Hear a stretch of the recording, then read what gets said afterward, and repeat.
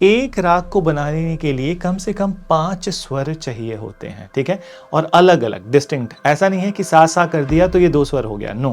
कि भरतनाट्यम को fire dance भी कहा जाता है, ठीक है? बात आती है कि आज के समय पे हिंदुस्तानी से सबसे पॉपुलर म्यूजिक कौन सा है, जिसको मतलब बहुत सारे स्टेज परफॉर्मेंस होते हैं, वो है ठुमरी। तो ठुमरी को बहुत ज़्यादा ही गाया जाता है। कि आपने जिम्नास्ट सुना होगा, तो जिम्नास्टिक्स में लोग जंपिंग करते हैं, लीपिंग करते हैं, फ्रॉगिंग करते हैं, कूदते फांदते हैं।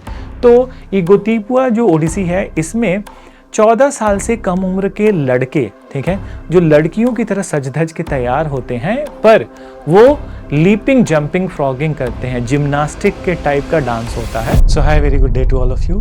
एंड अब हम लास्ट लेग में हैं अपने आर्ट एंड कल्चर के क्लासेस का, और वो टॉपिक्स जिनसे प्रीलिम्स एग्जाम में बहुतायत में सवाल पूछे जाते हैं, उसमें से एक टॉपिक है हमारा परफॉर्मिंग आर्ट्स। दैन तो परफॉर्मिंग आर्ट्स में जो मेन जो थीम्स हैं जो हम इस क्लास में डिस्कशन में रखेंगे, वो थीम्स हैं क्लासिकल डांस और 8 क्लासिकल डांस हैं, और उसके अलावा कर्नाटिक और हिंदुस्तानी म्यूज़िक के बारे में भी पढ़ेंगे, जो कि भारत का क्लासिकल म्यूज़िक है, और छिटपुट और भी थोड़ी बहुत जो बातें हो सकती हैं परफॉर्मिंग आर्ट से, वो भी रखेंगे।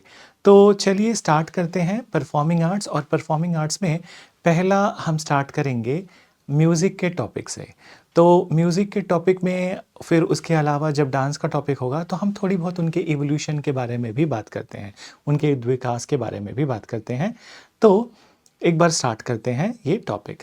फिर उसमें एक और बात है कि टॉपिक्स टू बी कवर्ड तो मैंने ऑलरेडी बता दिया, बट ये आपको ध्यान देना है कि अगर आप में से कोई भी किसी फाउंडेशन प्रोग्राम में अगर ज्वाइन करना चाहते हैं, जैसे भी आपकी प्लानिंग हो, 1 ईयर की या 2 ईयर की या फिर 3 ईयर की, तो ये प्रोग्राम्स हैं। प्रहार है, प्रहार के 3 मीडियम्स हैं, इंग्लिश, हिंदी, इंग्लिश। फिर उसके अलावा संकल्प बैच होते हैं, फिर प्रारंभ बैच होते हैं। तो आप अपनी कन्वीनियंस के हिसाब से, अगर आपको उचित लगता है कि आपको ज्वाइन करना चाहिए, तो आप बिल्कुल करें। और ईश्वर की दया से आप सभी आईएएस बने और सिविल सर्वेंट्स बने और भारत के लोगों का भी विकास करें। तो चलिए, ज़्यादा प्रीचिंग से बेटर है कि स्टार्ट करते हैं अपना टॉपिक। तो चलिए स्टार्ट करते हैं क्लासिकल म्यूज़िक से। और क्लासिकल म्यूज़िक भी होता है, क्लासिकल डांस भी होता है, और ये क्लासिकल म्यूज़िक और डांस का जो दर्जा होता है, यह संगीत नाटक अकादमी द्वारा दिया जाता है, जो कि भारत सरकार की एक संस्था है। और उन्हीं म्यूज़िक्स को और उन्हीं डांस को ये दर्जा दिया जाता है जो कुछ टर्म्स एंड कंडीशन हैं, जो क्राइटेरियाज़ हैं, उसको फॉलो करते हैं। जैसे कि ये म्यूज़िक हो या डांस हो, बहुत पुराने होने चाहिए, और उसके अलावा उनकी जो दैट एक पॉपुलैरिटी है वो मेंटेन होनी चाहिए। फिर उसके अलावा कुछ और भी बातें हैं कि विंटेज जिसे हम कहते हैं ना, कि पहले के समय पे भी पॉपुलर थे और अब के समय पे भी प्रचलन में है। तो आप टर्म्स एंड कंडीशन ये जो डिसाइड होते हैं, ये संगीत नाटक अकेडमी द्वारा डिसाइड होते हैं, और अगर कोई भी म्यूज़िक या डांस इसको फुलफ़िल करता है तो उन्हें क्लासिकल का दर्जा दिया जाता है। बट बात ये नहीं है कि क्या क्राइटेरिया है, बात ये है कि जब क्लासिकल का दर्जा मिलता है तो डांस या म्यूज़िक फॉर्म्स को क्या फ़ायदा मिलता है। सबसे बड़ी बात ये होती है कि जो लोग इस डांस या म्यूज़िक के प्रैक्टिशनर होते हैं, उन्हें भारत सरकार से मदद मिलती है। इनफैक्ट किस तरह से मदद मिलती है, तो तमाम आयोजन होते हैं, सांस्कृतिक आयोजन होते हैं भारत में, भारत के बाहर, और एक तरह से ये इन सभी आर्टिस्ट के लिए एक एम्प्लॉयमेंट है। उसके अलावा अगर वो बहुत अच्छा करते हैं तो वो पॉपुलराइज़ होते हैं, वो देश विदेश जाके परफॉर्म करते हैं, और इस तरह से ना सिर्फ उनकी प्रसिद्धि बढ़ती है बट उनकी इनकम भी बढ़ती है। तो और सबसे बड़ी बात कि ये भारत के कल्चर को दर्शाता है, और ये भारत की आइडेंटिटी को दर्शाता है कि हम अपनी संस्कृति को कैसे देखते हैं और उसे कैसे प्रिजर्व करते हैं।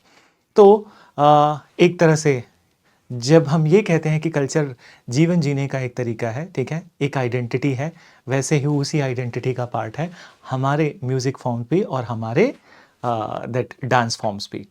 तो अब बात करते हैं क्लासिकल म्यूज़िक, जैसा कि मैंने पहला टॉपिक लिखा है। तो क्लासिकल म्यूज़िक की जहाँ तक बात आती है, ठीक है, हम उद्विकास की बात करते हैं, इवोल्यूशन ऑफ क्लासिकल म्यूज़िक। तो एक्चुअल में कुछ चीज़ें हैं जो कॉमन है म्यूज़िक और डांस दोनों के लिए, और वो है एक किताब जिसका नाम है नाट्य शास्त्र। नाट्य शास्त्र, इसको लिखा था भरत मुनि ने 1st सेंचुरी BC में, राइट। तो भरत मुनि की लिखी हुई किताब है नाट्य शास्त्र, और इसको मानते हैं कि ये अर्लीस्ट किताब है, ठीक है, डांस, ड्रामा और म्यूजिक पे। तो डांस, ड्रामा और म्यूजिक तीनों पे ये अर्लीस्ट ट्रिटीज है, ठीक है। तो ट्रिटीज का मतलब क्या होता है कि जो एक नियमबद्ध तरीके से कुछ लिखा गया हो, ठीक है। तो ये किताब है अपनी अर्लीस्ट ट्रिटीज ऑन इट। अब जहां तक बात रही संगीत के उद्भव की भारतीय सभ्यता में, तो वैसे तो आप देखोगे कि संगीत के कुछ एग्जाम्पल्स हमारे पास, हम लोगों के पास इंडस वैली सिविलाइजेशन से है। आप कहोगे कैसे, तो डांसिंग गर्ल ऑफ मोहेंजोदारो, ठीक है, जो डिपिक्शन है, तो ऑब्वियसली डांस तो बिना म्यूज़िक के होगा नहीं, ठीक है। तो डांस है तो म्यूज़िक होगा ही, तो वहाँ से हम ट्रेस कर सकते हैं। लेकिन फिर भी अगर हम कॉन्क्रीट बात करें कि वस्तुतः कि कब से हम एक मतलब लिटरेचर में, साहित्य में पा सकते हैं कि म्यूज़िक का ट्रेडिशन बड़ा ही सबल था, तो प्रबल था, तो वो वैदिक पीरियड में हमें देखने को मिलता है। तो वैदिक पीरियड में, अब समझिए कि वैदिक पीरियड में जितने भी वेद थे, ऋग्वेद, सामवेद, यजुर्वेद, अथर्ववेद, तो इन वेदों को गाया भी जाता था। और स्पेसिफिकली ऋग्वेद के जो मंत्र थे, ठीक है, जो ऋचाएँ थी ऋग्वेद की, उन ऋचाओं को गाने के लिए एक प्रीस्ट होते थे, और इस प्रीस्ट को उद्गातर कहते थे, ठीक है। तो उद्गातर ऋग्वेद की ऋचाओं को गाते थे। उसके अलावा, ठीक है, कोई भी यज्ञ होता था अगर वैदिक पीरियड में, तो उस समय पर भी गायन होता था। मंत्र उच्चारण भी एक गायन के तरह ही होता था, ठीक है। तो उद्गातर एक स्पेशल प्रीस्ट थे जो कि मंत्रों को गाते थे। और जहां तक आगे की बात आती है, तो सामवेद को कहा जाता है कि Samaveda is the Veda of music, ठीक है। तो ये म्यूजिक का वेद है। और इसमें है क्या कि सामवेद को ऐसा कहा जाता है कि ऋग्वेद की वो ऋचाएं जिनको गाया जाता था, तो उन ऋचाओं को एक जगह एकत्रित कर सामवेद बनाया गया। तो सामवेद एक तरह से हमारा म्यूजिक का वेद है। अब इससे रिलेटेड और जो इंफॉर्मेशन है वो ये है कि सामवेद में क्या वर्णन है। तो सामवेद संगीत की वेद है, ठीक है। उसके अलावा सामवेद में 16,000, ठीक है, 16,000 राग और रागिनी का वर्णन है, ठीक है। तो 16,000 राग रागिनी का वर्णन है। अब राग रागिनी क्या है? मेलोडी है। तो ये इतनी मेलोडीज का वर्णन है। उसके अलावा सामवेद में, ठीक है, इंटोनेशंस भी मेंशन। अब इंटोनेशन क्या होता है कि जैसे हम कहते हैं कि उच्चारण, तो अभी मैं अपनी स्पीड को कम करता हूँ, ठीक है, इंटोनेशन का मतलब होता है उच्चारण। अब मैं अपनी स्पीड को बढ़ाता हूँ, तो इंटोनेशन का मतलब होता है कि उच्चारण। तो कभी आप तीव्र, कभी धीमे, कभी तेज, कभी मध्यम, डन। तो इस तरह से जब आप बात करते हो तो ये लगता है कि हाँ, एक आवेग आ गया है। तो ये जो उच्चारण की गति है, इन्हीं को हम इंटोनेशन कहते हैं। तो इंटोनेशन के रूल्स भी उसमें मेंशन है, ठीक है। अब जैसे क्या होता है कि बोलने में एक्सेंट और डिसेंट होता है। एक्सेंट में आप चढ़ाव के साथ बात करते हैं, डिसेंट में आप उतराव के साथ बात करते हैं। तो ये एक्सेंट एंड डिसेंट भी इंटोनेशंस में होंगे। तो ये सब भी मेंशन्ड है सामवेद में। अब उसके अलावा सामवेद से ही इमर्ज होता है गांधर्व वेद, जो कि गांधर्व वेद है सामवेद का उपवेद। और गांधर्व वेद में म्यूजिक से रिलेटेड बाकी सारे रूल्स मेंशन्ड हैं कि गाते वक्त किन बातों का ध्यान होना चाहिए और किस तरह गायन होना चाहिए, आवाज़ क्लियर होनी चाहिए। तो बहुत सारी बातें जो हैं वो राग रागिनी के अलावा और भी रूल्स जो हैं म्यूजिक के, तो वो गांधर्व वेद में वर्णित है। तो इस किताब को, ठीक है, इस गांधर्व वेद को ग्रामर बुक ऑफ म्यूजिक कहा जाता है। Grammar book of music. तो नाउ अब हम भली भांति परिचित हो गए कि म्यूजिक जो है भारत की सभ्यता में बहुत बिगिनिंग से ही है और वैदिक पीरियड में इसका बहुत महत्व था। अब जहाँ तक बात आती है कि क्लासिकल म्यूज़िक क्या है, ये तो म्यूज़िक के इम्पोर्टेंस की हमने बात कर ली। तो क्लासिकल म्यूज़िक में भारत में 2 कैटेगरीज़ हैं। ये 2 कैटेगरीज़ हैं, हिंदुस्तानी म्यूज़िक और कर्नाटिक म्यूज़िक। बट आपको ये बात समझने की ज़रूरत है कि हिंदुस्तानी म्यूज़िक जो है वो एक बड़ा नाम है, एक अम्ब्रेला टर्म है।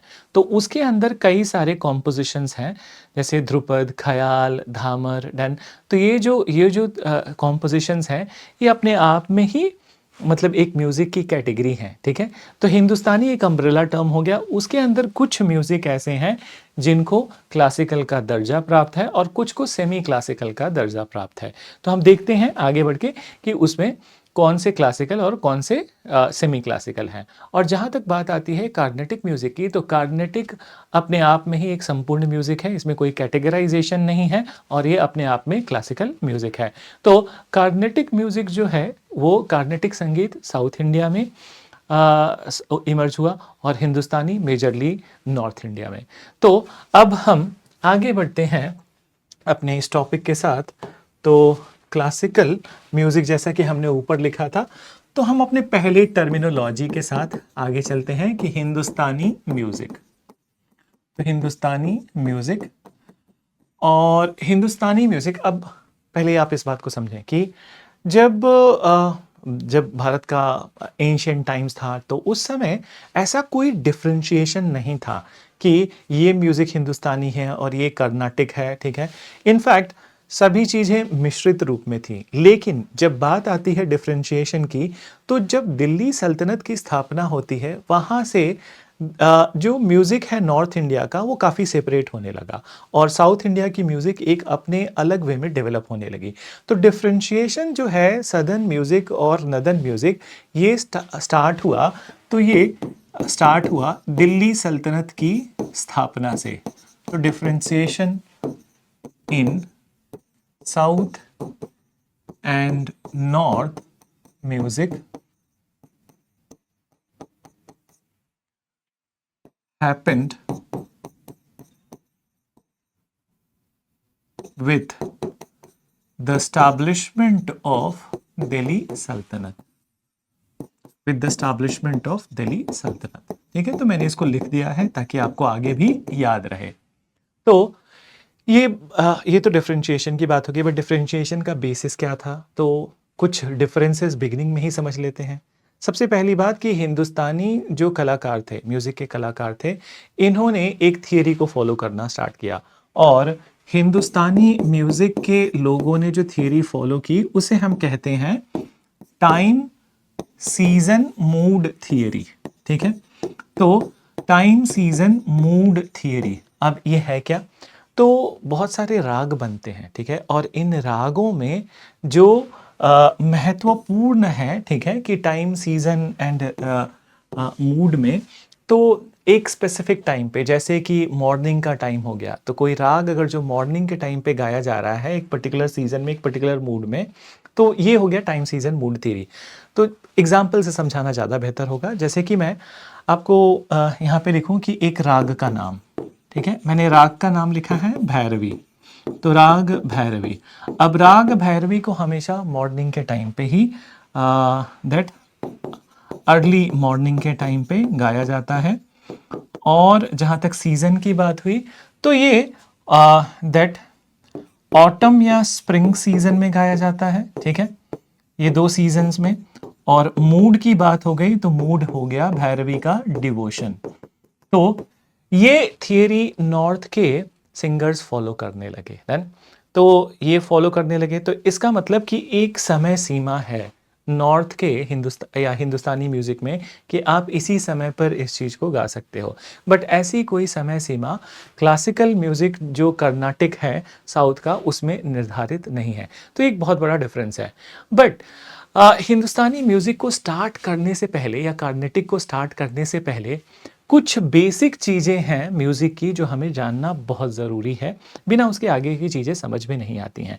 तो दोनों हिंदुस्तानी और कार्नेटिक में जो भारतीय म्यूज़िक का बेसिक है, वो है बेसिकली वैसे तो बहुत सारी बातें हैं, लेकिन 3 उसमें सबसे महत्वपूर्ण हैं और ये 3 basics fundamentals of Indian music होंगे स्वर, राग, ताल। तो चलिए पहला जो अभी हिंदुस्तानी में हम आगे बढ़ेंगे कि कौन-कौन से म्यूज़िक हैं हिंदुस्तानी में, पर सबसे पहले let's have a look at the fundamentals of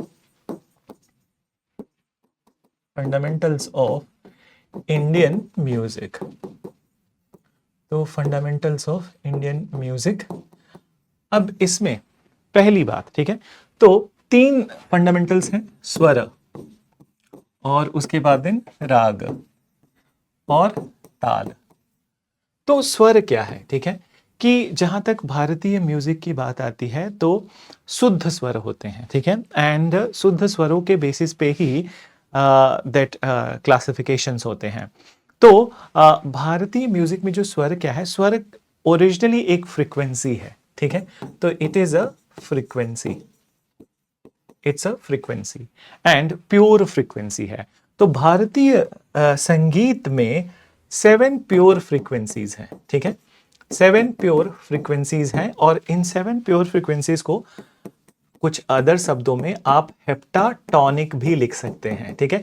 तो भारतीय म्यूजिक क्या है कि हेप्टाटॉनिक है। हेप्टाटॉनिक का मतलब कि 7 शुद्ध स्वर हैं और यह 7 शुद्ध फ्रीक्वेंसीज हैं और ये 7 शुद्ध फ्रीक्वेंसीज कौन कौन से हैं, तो चलिए देखते हैं, ठीक है। तो पहला सा, जिसे फुल फॉर्म में कहते हैं षड्ज, देन रे, रे इज ऋषभ, ऋषभ, फिर गा, गा इज गांधार, मा, मा इज मध्यम, पा, पंचम, और फिर धा, धा को बोलते हैं द्वैत, और नी इज निषद। सो हम इसे सरगम भी कहते हैं कभी कभी, और इसे हम स्वर भी कहते हैं। तो जो आप उच्चारण करते होंगे सारे गामा पादा नी, सो ये फ्रीक्वेंसीज हैं, ठीक है, और ये फ्रीक्वेंसीज, ये 7 प्योर फ्रीक्वेंसीज हैं, तो इन्हीं के बेसिस पे क्लासिफिकेशन होता है। दूसरी बात कि ये जो 7 फ्रीक्वेंसीज हैं, तो क्या और भी स्वर नहीं हो सकते हैं? हो सकते हैं, ठीक है, जैसे कि इन्हीं स्वरों का तीव्र वर्जन होता है, धीमा वर्जन होता है, मध्यम वर्जन होता है, और कुछ ऐसी फ्रीक्वेंसीज होते हैं जिनको बोलते हैं अशुद्ध स्वर, तो उनका भी समावेशन होता है जब म्यूजिक को बनाया जाता है। बट ये 7 प्योर फ्रीक्वेंसीज होते हैं। फिर अब अगली बात क्या है कि राग, राग क्या है, तो राग एक्चुअली इन्हीं स्वरों का कॉम्बिनेशन है। तो राग क्या है कि राग से मेलोडी बननी स्टार्ट होती है। राग का मतलब ही होता है कि मेलोडी है, तो मेलोडी जो बनती है इन्हीं के कॉम्बिनेशन से बनती है। बट इसमें एक टर्म्स एंड कंडीशन है। टर्म कंडीशन ये है कि एक राग को बनाने के लिए कम से कम 5 स्वर चाहिए होते हैं, ठीक है, और अलग अलग डिस्टिंक्ट। ऐसा नहीं है कि सा कर दिया तो ये 2 स्वर हो गया, नो, सा का मतलब सिर्फ एक स्वर, एक डिस्टिंक्ट स्वर हुआ, तो कम से कम 5 होना चाहिए। तो जैसे मान लीजिए मैं सारे गामा पा, तो सारे गामा पा एक ये राग हो गया, ठीक है। फिर सीक्वेंसिंग आप चेंज कर सकते हैं, सारे गा धानी, ठीक है, तो इसमें भी 5 हो गए, सारे गा धानी, ये भी एक राग हो गया। उल्टा ले लो, नीधा पामा गा, ठीक है, दिस इज ऑल्सो अ राग। उससे ज्यादा, 5 से ज्यादा भी ले सकते हैं और 7 भी ले सकते हैं, लेकिन 5 से कम अगर जो आप लेते हैं कि सारे गा मा, तो ये राग नहीं है, क्योंकि सिर्फ 4 डिस्टिंक्ट स्वर हैं। तो इसको समझना, तो राग क्या है कि कॉम्बिनेशन ऑफ स्वर, combination of Swara and brackets में एटलीस्ट 5 डिस्टिंक्ट स्वर, तो 5 कम से कम अलग अलग स्वर होना चाहिए, ठीक है। तो ये होता है राग। तो स्वर हो गया, फिर राग हो गया, और तीसरा जो हमारा मूलभूत आधार है म्यूजिक का, ठीक है। तो तीसरा आधारशिला है ताल। ताल क्या है कि जो म्यूजिक के समय पर जो थाप होती है, ठीक है, तो जो थाप होती है, जो बीट्स होते हैं, एक्चुअल में अगर जो आप बॉलीवुड या फिल्मी म्यूजिक की बात करें तो ये बीट्स होते हैं, ठीक है। तो ताल क्या है कि ताल गायन को रिदम प्रोवाइड करता है, ठीक है, और ये बीट्स का एक अरेंजमेंट होता है, ठीक है। तो it is arrangement of beats also, ठीक है, कि किस, जैसे कोई भी गायन हो रहा है सारे गा मा पा धा, तो उसके बैकग्राउंड में थाप भी चलता रहता है, सारे गा मा पा धा नी। सो ये जो थाप होते हैं वो साइक्लिक मैनर में चलाए जाते हैं कि बहुत सिंपल वर्ड्स में मैं यही कहूंगा आपसे कि it is arrangement of the beats in a cyclical manner, ठीक है। तो ये बैकग्राउंड में होता है। तो ये 3 फंडामेंटल्स हो गए इंडियन म्यूजिक के। कार्नेटिक में भी यही होगा और हिंदुस्तानी में भी यही होगा। अब आगे बढ़ते हैं, ठीक है, हिंदुस्तानी म्यूजिक में, ठीक है। तो हिंदुस्तानी म्यूजिक में आप ये समझें कि 2 तरह के म्यूजिक हैं। तो जैसा कि हमने बिगिनिंग में बात किया कि हिंदुस्तानी में कई म्यूजिक हैं, उसमें से कुछ क्लासिकल हैं और कुछ सेमी क्लासिकल हैं। तो जहां तक क्लासिकल हिंदुस्तानी की बात आती है तो क्लासिकल में 2 म्यूजिक हैं, ध्रुपद, क्लासिकल में इट इज ध्रुपद और ख्याल। तो ये दोनों जो गायन तकनीक है ये क्लासिकल है, ठीक है। फिर उसके अलावा सेमी क्लासिकल में काफी सारे आ जाते हैं। तो सेमी क्लासिकल में, ठीक है, ठुमरी हो गया, धामर हो गया,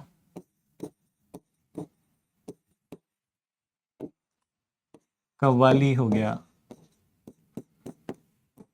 गजल हो गया, टप्पा हो गया। तो ये कुछ एक म्यूजिक है, ठीक है, जो सेमी क्लासिकल में आ जाते हैं, ठीक है। तो अब एक एक करके स्टार्ट करते हैं कि ध्रुपद से स्टार्ट करते हैं। ध्रुपद ख्याल को हम विस्तृत में पढ़ेंगे, इनके बारे में थोड़ी थोड़ी जानकारी ही इनफ होगी। तो चलिए हिंदुस्तानी की जो कैटेगरीज हैं, जो अलग अलग म्यूजिक हैं, उसको देखते हैं। तो सबसे पहला इसमें ध्रुपद है। तो ध्रुपद के बारे में समझिए कि ध्रुपद को ओल्डेस्ट क्लासिकल म्यूजिक माना जाता है, ठीक है। सीएम मैंने लिखा है, इसका मतलब क्लासिकल म्यूजिक। ध्रुपद को ओल्डेस्ट क्लासिकल म्यूजिक माना जाता है और कहीं ना कहीं इसकी उत्पत्ति को वैदिक पीरियड से भी संबंधित किया जाता है। तो ध्रुपद में जहाँ तक बात आती है कि ध्रुपद गायन में होता क्या है, तो ध्रुपद गायन में सबसे पहले कि एक डिवोशनल टाइप की सिंगिंग है, ठीक है, कि ये मोस्टली ईश्वर के प्रति डिवोशन को डिपिक्ट किया जाता है, ठीक है। तो उसके अलावा ध्रुपद गायन जिन चरणों में होता है, जो स्टेजेस हैं इसके, तो ये गायन स्टार्ट होता है आलाप से। आलाप के बाद जोड़ होता है, जोड़ के बाद तो 4 कंपोज्ड सेक्शन। तो जोड़ क्या है कि आलाप क्या है कि जैसे आप ओम का उच्चारण कर रहे हैं और उसे स्ट्रेच कर रहे हैं तो वो आलाप हो गया, ठीक है। जोड़ क्या है कि जोड़ आलाप को और जो कंपोज्ड सेक्शन है उनके बीच में सेतुबंध है। तो ये इन दोनों को जोड़ का काम ही हो गया, जोड़ना। तो ये 2 पोर्शंस को जोड़ता है। अब ये 4 कंपोज सेक्शन क्या है कि ये सेक्शन वो सेक्शन है जिसमें आपको गाने के बोल समझ में आएंगे। तो इसमें जो पार्ट्स होते हैं उनको हम कहते हैं स्थाई, अंतरा, संचारी और अभोग। संचारी और अभोग। तो स्थाई, अंतरा, संचारी और अभोग ये होते हैं पार्ट्स कंपोज सेक्शन के। तो ध्रुपद गायन आलाप से स्टार्ट होकर जोड़ पर पहुंचता है, जोड़ से फिर आगे बढ़कर स्थाई, अंतरा, संचारी और अभोग होते हैं। तो ये तो हो गया कि जो तरीके हैं। उसके अलावा इसमें एक म्यूजिकल इंस्ट्रूमेंट है जो कि लोग काफ़ी यूज़ करते हैं, ठीक है। एंड ध्रुपद में ये ज़रूर से ही यूज़ होता है, इसको हम पखावज कहते हैं। तो पखावज एक म्यूजिकल इंस्ट्रूमेंट है जो ध्रुपद में यूज़ होता है।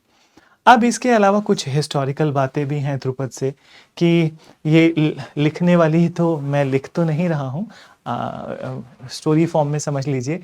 तो ध्रुपद गायन से संबंधित ये होता है कि ध्रुपद गायन को मिडीवल टाइम्स में सबसे ज़्यादा जो पॉपुलराइज किया वो राजा मानसिंह हैं ग्वालियर के, ठीक है।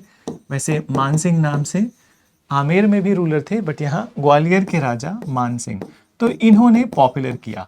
और ग्वालियर के ही इलाके में पले बढ़े जन्मे, ठीक है, थे रामतनु पांडे। रामतनु पांडे जिनका आगे चलकर नाम हो गया तानसेन। तो तानसेन अकबर के कोर्ट के नवरत्नों में थे और अकबर ने अपने कोर्ट में काफ़ी ध्रुपद सिंगर्स भी रखे थे, जैसे कि बैजू बावरा, फिर गुरु गोपाल दास और तानसेन। बट उसमें सबसे ज़्यादा प्रसिद्धि जो थी वो थी तानसेन की। और एक क्वेश्चन भी आया था प्रीलिम्स पेपर में कि अकबर ने रामतनु पांडे, अकबर ने टाइटल तानसेन दिया था, ऐसा नहीं है। तानसेन जो उनका नाम पड़ा वो बचपन से ही पड़ा हुआ था रामतनु पांडे का। अकबर ने जो टाइटल तानसेन को दिया था उसे कहते हैं मियाँ। और मियाँ का मतलब था उस समय पर कि मास्टर ऑफ म्यूज़िक, कि जिसको म्यूज़िक की सबसे अच्छी समझ हो। तो ये ध्रुपद के बारे में हो गया। और ध्रुपद में घराने भी एग्जिस्ट करते हैं। तो घराने का क्या है कि अलग अलग तरीके स्टाइल से जब उसी गायन को गाया जाता है तो वो घराना इमर्ज होता है। और ध्रुपद में जो घराने हैं वो वाणी के बेसिस पे हैं। तो जहाँ तक मेनली जब ध्रुपद इमर्ज हुआ तो ब्रज भाषा में गाया जाता था, फिर भी आगे के समय पर ध्रुपद के और भी घराने डेवलप हो गए जहाँ पे भाषा या डायलेक्ट चेंज हो रही है। तो अभी के टाइम पे अगर जो पॉपुलर घरानों की बात करें ध्रुपद की, तो उसमें सबसे प्रसिद्ध है एक डागरी घराना, ठीक है। तो डागरी घराना में जो मेजरली ब्रज भाषा यूज होती है। फिर उसके बाद दिन आता है बेतिया घराना। तो बेतिया आप जानते हैं बिहार में, तो यहाँ पे भोजपुरी डायलेक्ट आ जाती है। फिर उसके बाद दिन आता है दरभंगा घराना। तो दरभंगा घराना में मैथिल डायलेक्ट आ जाएगा। और उसके बाद दिन आता है बिष्णुपुर। तो बिष्णुपुर में बंगाली डायलेक्ट आ जाएगा। तो वाणी बदल रही है, ठीक है, दैट वेस्टर्न यूपी से लेकर वेस्ट बंगाल तक। तो इसीलिए स्टाइल भी थोड़ा चेंज लगता है। तो ये बात रही ध्रुपद घराने की और ध्रुपद म्यूजिक की। अब आगे चलते हैं। जो दूसरा हमारा क्लासिकल म्यूजिक है हिंदुस्तानी से, वो है ख्याल। तो ख्याल, ख्याल एक पर्शियन वर्ड है और इसका मतलब ही होता है आइडिया, थॉट या इमेजिनेशन, ठीक है। So idea, thought, imagination. जहां तक बात आती है ख्याल के इमर्जेंस की, तो ख्याल म्यूजिक को बनाया ही था आमिर खुसरो ने। तो ये आमिर खुसरो का योगदान है भारत की म्यूजिकल ट्रेडिशन को। तो आमिर खुसरो का योगदान है भारत की म्यूजिकल ट्रेडिशन को। और जब हम कंपैरिजन में देखते हैं ध्रुपद और ख्याल को, तो ध्रुपद एक तरफ डिवोशनल म्यूजिक था और ख्याल रोमांटिक होता है, ठीक है। ख्याल रोमांटिक होता है। और जहां एक तरफ ध्रुपद में आपने देखा कि वो चरणबद्ध तरीके से गाया जाता है कि पहले आलाप होगा, फिर जोड़ होगा, स्थाई, अंतरा, संचारी और अभोग होगा। यहाँ पे स्ट्रक्चर में फ्रीडम होती है सिंगर को, ठीक है। तो सिंगर को थोड़ी ज़्यादा फ्रीडम होती है इसमें ख्याल म्यूजिक में। बट समझिए इस बात को कि सिंगर को एक बात का ध्यान रखना होता है कि ये ख्याल है, एक आइडिया है, एक इमेजिनेशन है। तो वो इमेजिनेशन कहीं डाइल्यूट नहीं होना चाहिए। इमेजिनेशन एकदम अच्छे से सुनने वाले को, ऑडियंसेस को कन्वे होना चाहिए। और ख्याल रोमांटिक है, ये मैंने लिखा। फिर इसके अलावा ख्याल का जो गायन है 2 स्टेजेस में होता है, ठीक है। सो 2 स्टेजेस में होता है और ये 2 स्टेजेस कहे जाते हैं छोटा ख्याल और बड़ा ख्याल, है। तो छोटा खड़ा ख्याल और बड़ा ख्याल। तो जो छोटा ख्याल है इसमें थोड़ी नॉन सीरियस टॉक हो सकती है और बड़ा ख्याल थोड़ी ज़्यादा सीरियस टॉक होती है, ठीक है। ध्रुपद की ही तरह ख्याल में भी घराने इमर्ज हुए, मतलब कि उसी गायन के अंदर डिफरेंट स्टाइल्स इमर्ज हुए। तो ये जो डिफरेंट स्टाइल इमर्ज होते हैं ये गुरु शिष्य परंपरा में घराना सिस्टम में प्रिजर्व किया जाता है। तो जो ख्याल के प्रमुख घराने हैं उनमें से कुछ का नाम मैं लिखता हूँ, ठीक है। तो जैसे कि हो गया लखनऊ घराना, ठीक है, फिर आगरा घराना, पटियाला घराना, फिर कैराना घराना, ठीक है। तो कैराना वेस्टर्न यूपी में है, देवबंद और शामली के आसपास, तो कैराना घराना। तो ये सब फेमस घराने हैं ख्याल म्यूजिक से। अब आगे आते हैं कि ये तो दो हो गए क्लासिकल कैटेगरी जो कि हिंदुस्तानी में है। हिंदुस्तानी में बहुत सारे सेमी क्लासिकल भी हैं। तो सेमी क्लासिकल में अब दो दो चार चार शब्द हम उनके बारे में भी जानते हैं। अब जैसे बात आती है तो सेमी क्लासिकल हिंदुस्तानी, सेमी क्लासिकल हिंदुस्तानी, तो इसमें पहला ठुमरी, ठीक है। और जहाँ तक बात आती है कि आज के समय पे हिंदुस्तानी से सबसे पॉपुलर म्यूजिक कौन सा है जिसको मतलब बहुत सारे स्टेज परफॉर्मेंस होते हैं, वो है ठुमरी। तो ठुमरी को बहुत ज़्यादा ही गाया जाता है। इनफैक्ट ठुमरी का समावेशन होता है बॉलीवुड के कुछ सॉन्ग्स में भी। बहुत बार आप देखोगे कि कुछ हिस्टोरिकल मूवीज़ बनती हैं, ठीक है, उसमें कुछ गाने समाहित किए जाते हैं। जैसे कि अभी हाल फिलहाल में हीरा मंडी जो आया था नेटफ्लिक्स पे, एक सीरीज़ था संजय लीला भंसाली का, तो उसमें भी ठुमरी का अच्छा से मिश्रण है उन गानों में, ठीक है। तो ठुमरी को एक तरह से कहा जाता है कि सेमी रोमांटिक, सेमी रोमांटिक और सेमी डिवोशनल है नेचर में, ठीक है। तो semi romantic and semi devotional in nature, मतलब कि इसमें डिवोशन भी है और रोमांटिसिज्म भी है। तो एक बहुत परफेक्ट एग्जांपल दूंगा कि जहाँ पे अगर जो गायन की विषय वस्तु भगवान कृष्ण है तो आपको उनसे प्यार भी है और आपको उनके प्रति श्रद्धा भी है। तो ये हो गया एक बड़ा एग्जाम्पल। तो बेसिकली जो ठुमरी का गायन जो स्टार्ट किया गया था वो भक्ति संतों के द्वारा ही किया गया था। तो भक्ति संत, भक्ति सेंट्स ऑफ नॉर्थ इंडिया, उन्होंने इसको पॉपुलराइज किया। और ठुमरी में भी दो प्रसिद्ध घराने हैं, ठीक है, बनारस और लखनऊ, ठीक है। तो ये तो हो गए कि इनके प्रसिद्ध घराने। इसके अलावा ठुमरी में दो टाइप से ठुमरी के भी दो प्रकार हैं, ठीक है। तो एक ठुमरी को कहते हैं पूर्वी ठुमरी, देन और दूसरी कही जाती है पंजाबी ठुमरी। तो दोनों में बस इतना ही अंतर है, वो है आवेग, ठीक है। तो जो पूर्वी ठुमरी है उसको स्लो गाया जाता है, ठीक है। तो इट इज संग ऑन अ स्लो टेम्पो, और पंजाबी ठुमरी को थोड़ा फास्ट गाया जाता है, ठीक है। तो पंजाबी ठुमरी फास्ट सिंगिंग और पूर्वी ठुमरी स्लो सिंगिंग। अब ठुमरी के बाद आगे चलते हैं धामर, ठीक है। तो धामर क्या है कि धामर सेमी क्लासिकल है और धामर को स्पेसिफिकली होली के टाइम पर गाया जाता है। और किस एरिया में? ब्रज के इलाके में। तो ब्रज के इलाके में मथुरा, वृंदावन, गोवर्धन, बरसाना, और होली के अवसर पर ही गाया जाता है इसको, और वो भी रासलीला दिखाने के लिए। तो रासलीला क्या है कि भगवान श्री कृष्ण का लव अफेयर गोपियों से, तो इसको दर्शाने के लिए धामर गाया जाता है होली के ओकेजन पे। अब उसके अलावा तीसरी एक सिंगिंग है, ठीक है, सेमी क्लासिकल में जो बड़ी प्रसिद्ध है, जिसको हम कहते हैं तप्पा। अब तप्पा क्या है? तो तप्पा सिंगिंग भारत के नॉर्थ वेस्ट में पॉपुलर था, थार डेजर्ट के, थार मरुस्थल के आसपास। तो बेसिकली तप्पा जो गायन था इसको कैमल राइडर्स ने बनाया था। तो कैमल राइडर्स का मतलब कि जो लोग भाई ऊंट चला रहे हैं रेगिस्तान में, तो रेगिस्तान आप जानते हो कि बड़ा ही मनोरम भी है एक तरह से, और जो लगातार उसमें है उनके लिए बड़ा बोरिंग भी है। तो अपने आप को एंटरटेन करने के लिए जो ये कैमल राइडर्स थे, बेसिकली ये ट्रेडर्स होते थे। तो ये लोगों ने जो लोकल मुहावरे और लोकोक्तियां हैं उनको एक साथ पिरोकर गाना स्टार्ट कर दिया। तो इसमें आपको ये नहीं लगेगा कि लिरिक्स मतलब एक ही तरह से चल रहा है, आप देखोगे कि लिरिक्स बार बार चेंज हो रहा है, और चेंज इसलिए भी हो रहा है कि वो बहुत सारे मुहावरे या लोकोक्तियां एक साथ जोड़े हुए हैं।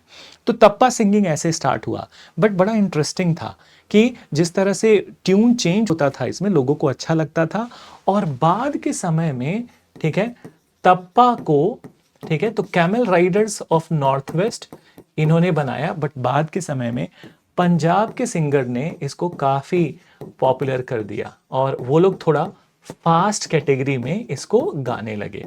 तो तप्पा आज के समय पे अगर आप पंजाब जाओ तो शादियों में काफ़ी गाया जाता है, थोड़ी नोक-झोंक होती है दूल्हे और दुल्हन वाले साइड से, और लोग तप्पे गाते हैं। इनफैक्ट पता नहीं आपको ध्यान होगा या नहीं होगा, जगजीत सिंह को जनरली लोग समझते हैं कि वो गज़ल गायक थे, बट जगजीत सिंह और उनकी वाइफ चित्रा बहुत लंबे समय तक वो तप्पे गाते थे, और तप्पे में नोक-झोंक बड़ी बड़ी प्यारी सी नोक-झोंक होती है। तो कभी समय मिले तो आप यूट्यूब पे देखें कि जगजीत सिंह और चित्रा के तप्पे।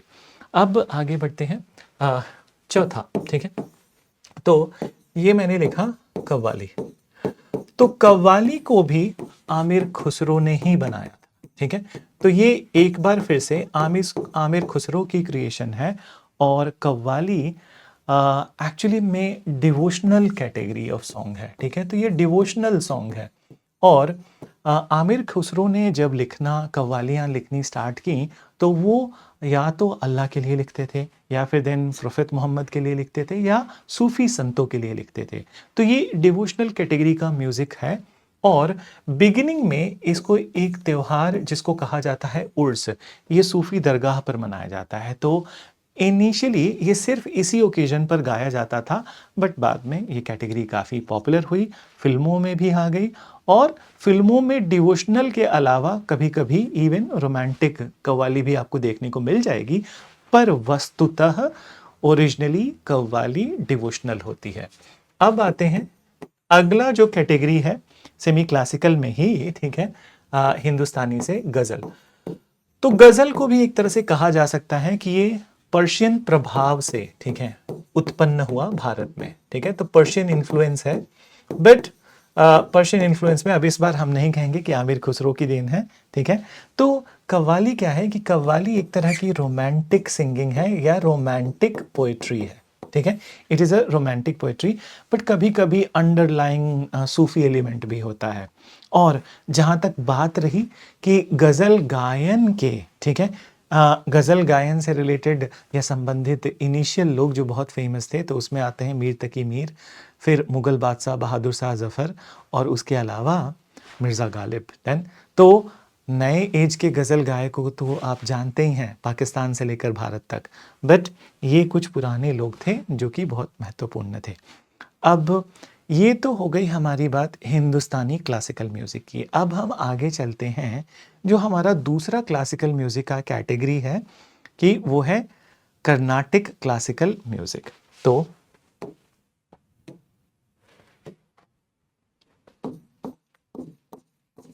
कर्नाटिक क्लासिकल म्यूज़िक, सो जो साउथ इंडिया का क्लासिकल म्यूज़िक है उसे हम कर्नाटिक क्लासिकल म्यूज़िक कहते हैं, और इसमें कोई कैटेगराइजेशन नहीं है, ये म्यूज़िक क्लासिकल अपने आप में ही संपूर्ण कैटेगरी है। तो इसमें भी थोड़ी बहुत इवोल्यूशन की बात होनी चाहिए कि कार्नेटिक का उद्भव कैसे हुआ। तो कार्नेटिक का, जैसा कि हम बात कर रहे थे कि बिगिनिंग में नॉर्थ इंडिया के म्यूज़िक में और साउथ इंडिया के म्यूज़िक में कोई डिफरेंशिएशन नहीं था, पर दिल्ली सल्तनत की स्थापना के बाद डिफरेंशिएशन स्टार्ट हुआ कि नॉर्थ का म्यूज़िक अलग होने लगा, ठीक है, बट साउथ का म्यूज़िक मेजरली डेवलप होता है 15वीं शताब्दी से। तो 15वीं शताब्दी से मेजर डिफरेंसेस क्रिएट होने स्टार्ट हो गए। अब इसमें इस इवोल्यूशन में हमेशा किताबों की बात आती है, तो एक किताब जो है जिसे कहते हैं संगीत सार, तो संगीत सार ऑफ रिटन बाय विद्यारण्य,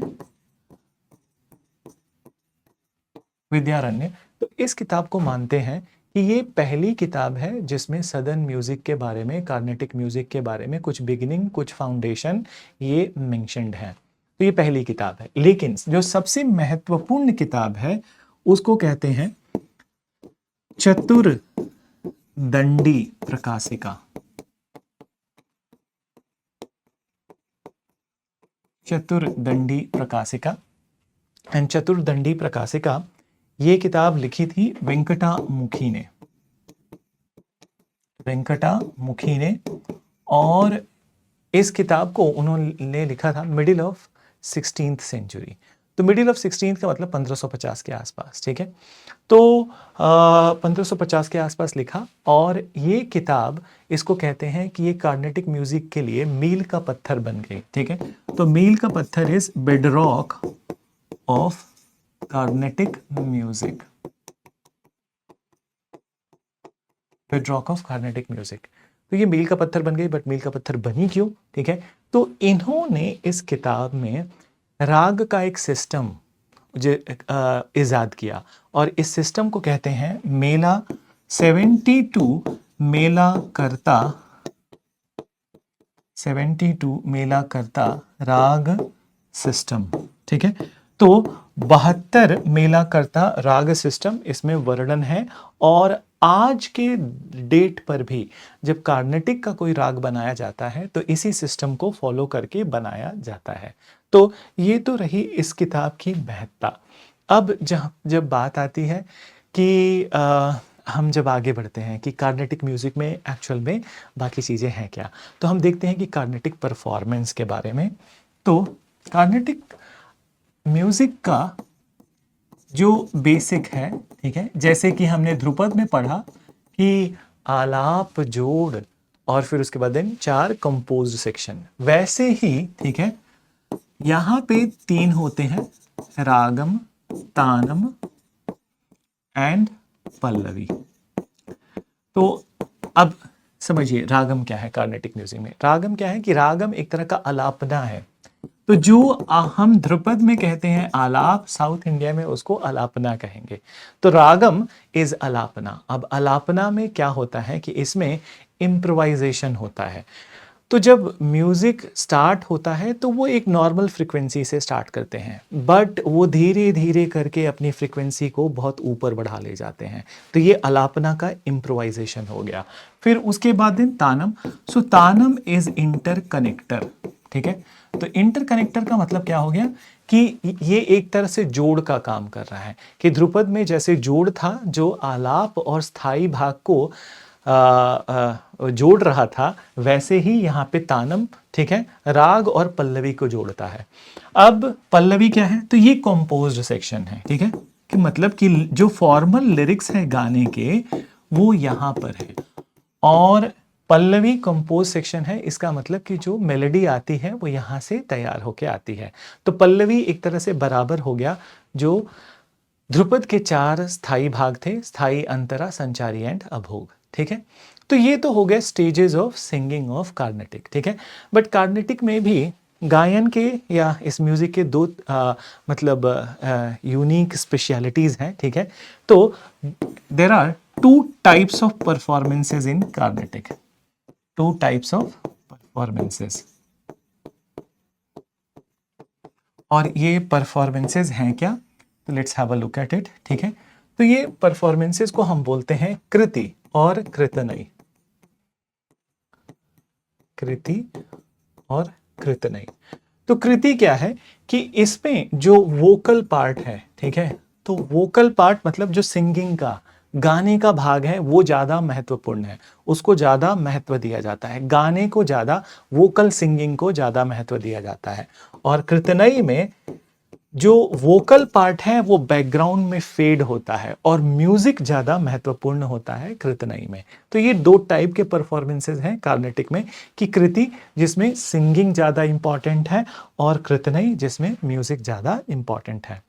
तो जब कार्नेटिक म्यूजिक की बात आती है तो उससे संबंधित कुछ महत्वपूर्ण लोगों की भी बात आनी चाहिए, और संबंधित महत्वपूर्ण लोगों में कुछ एक नाम है जो मैं लिखना चाहूंगा यहाँ पे, ठीक है। तो कार्नेटिक म्यूजिक में सबसे जो टॉप पे नाम आता है पुरंदर दास का, देन तो इनको कार्नेटिक म्यूजिक का पितामह कहा जाता है, ठीक है। तो grand father of the Carnatic music. वैसे तो इंग्लिश ट्रांसलेशन हमेशा एग्जैक्ट फीलिंग नहीं देते हैं, तो पितामह का मतलब कि सबसे पुराने व्यक्ति जिन्होंने कार्नेटिक सिंगिंग को स्टार्ट किया हो। ठीक है, लिखने वाला अलग पार्ट है, गाने वाला अलग पार्ट है।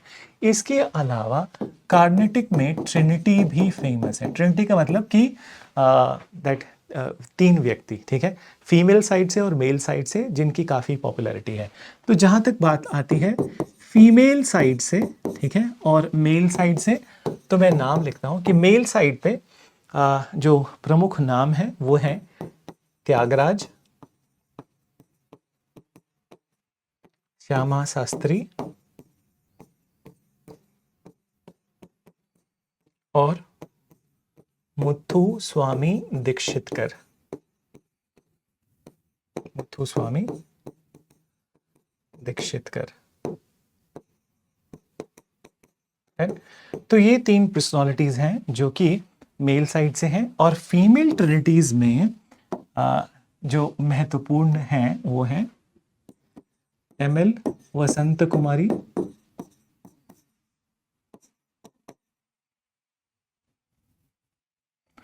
वसंत कुमारी,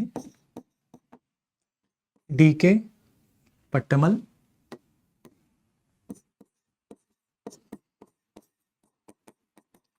डीके पट्टमल, और जो कार्नेटिक का सबसे बड़ा नाम है वो है एमएस सुब्बुलक्ष्मी।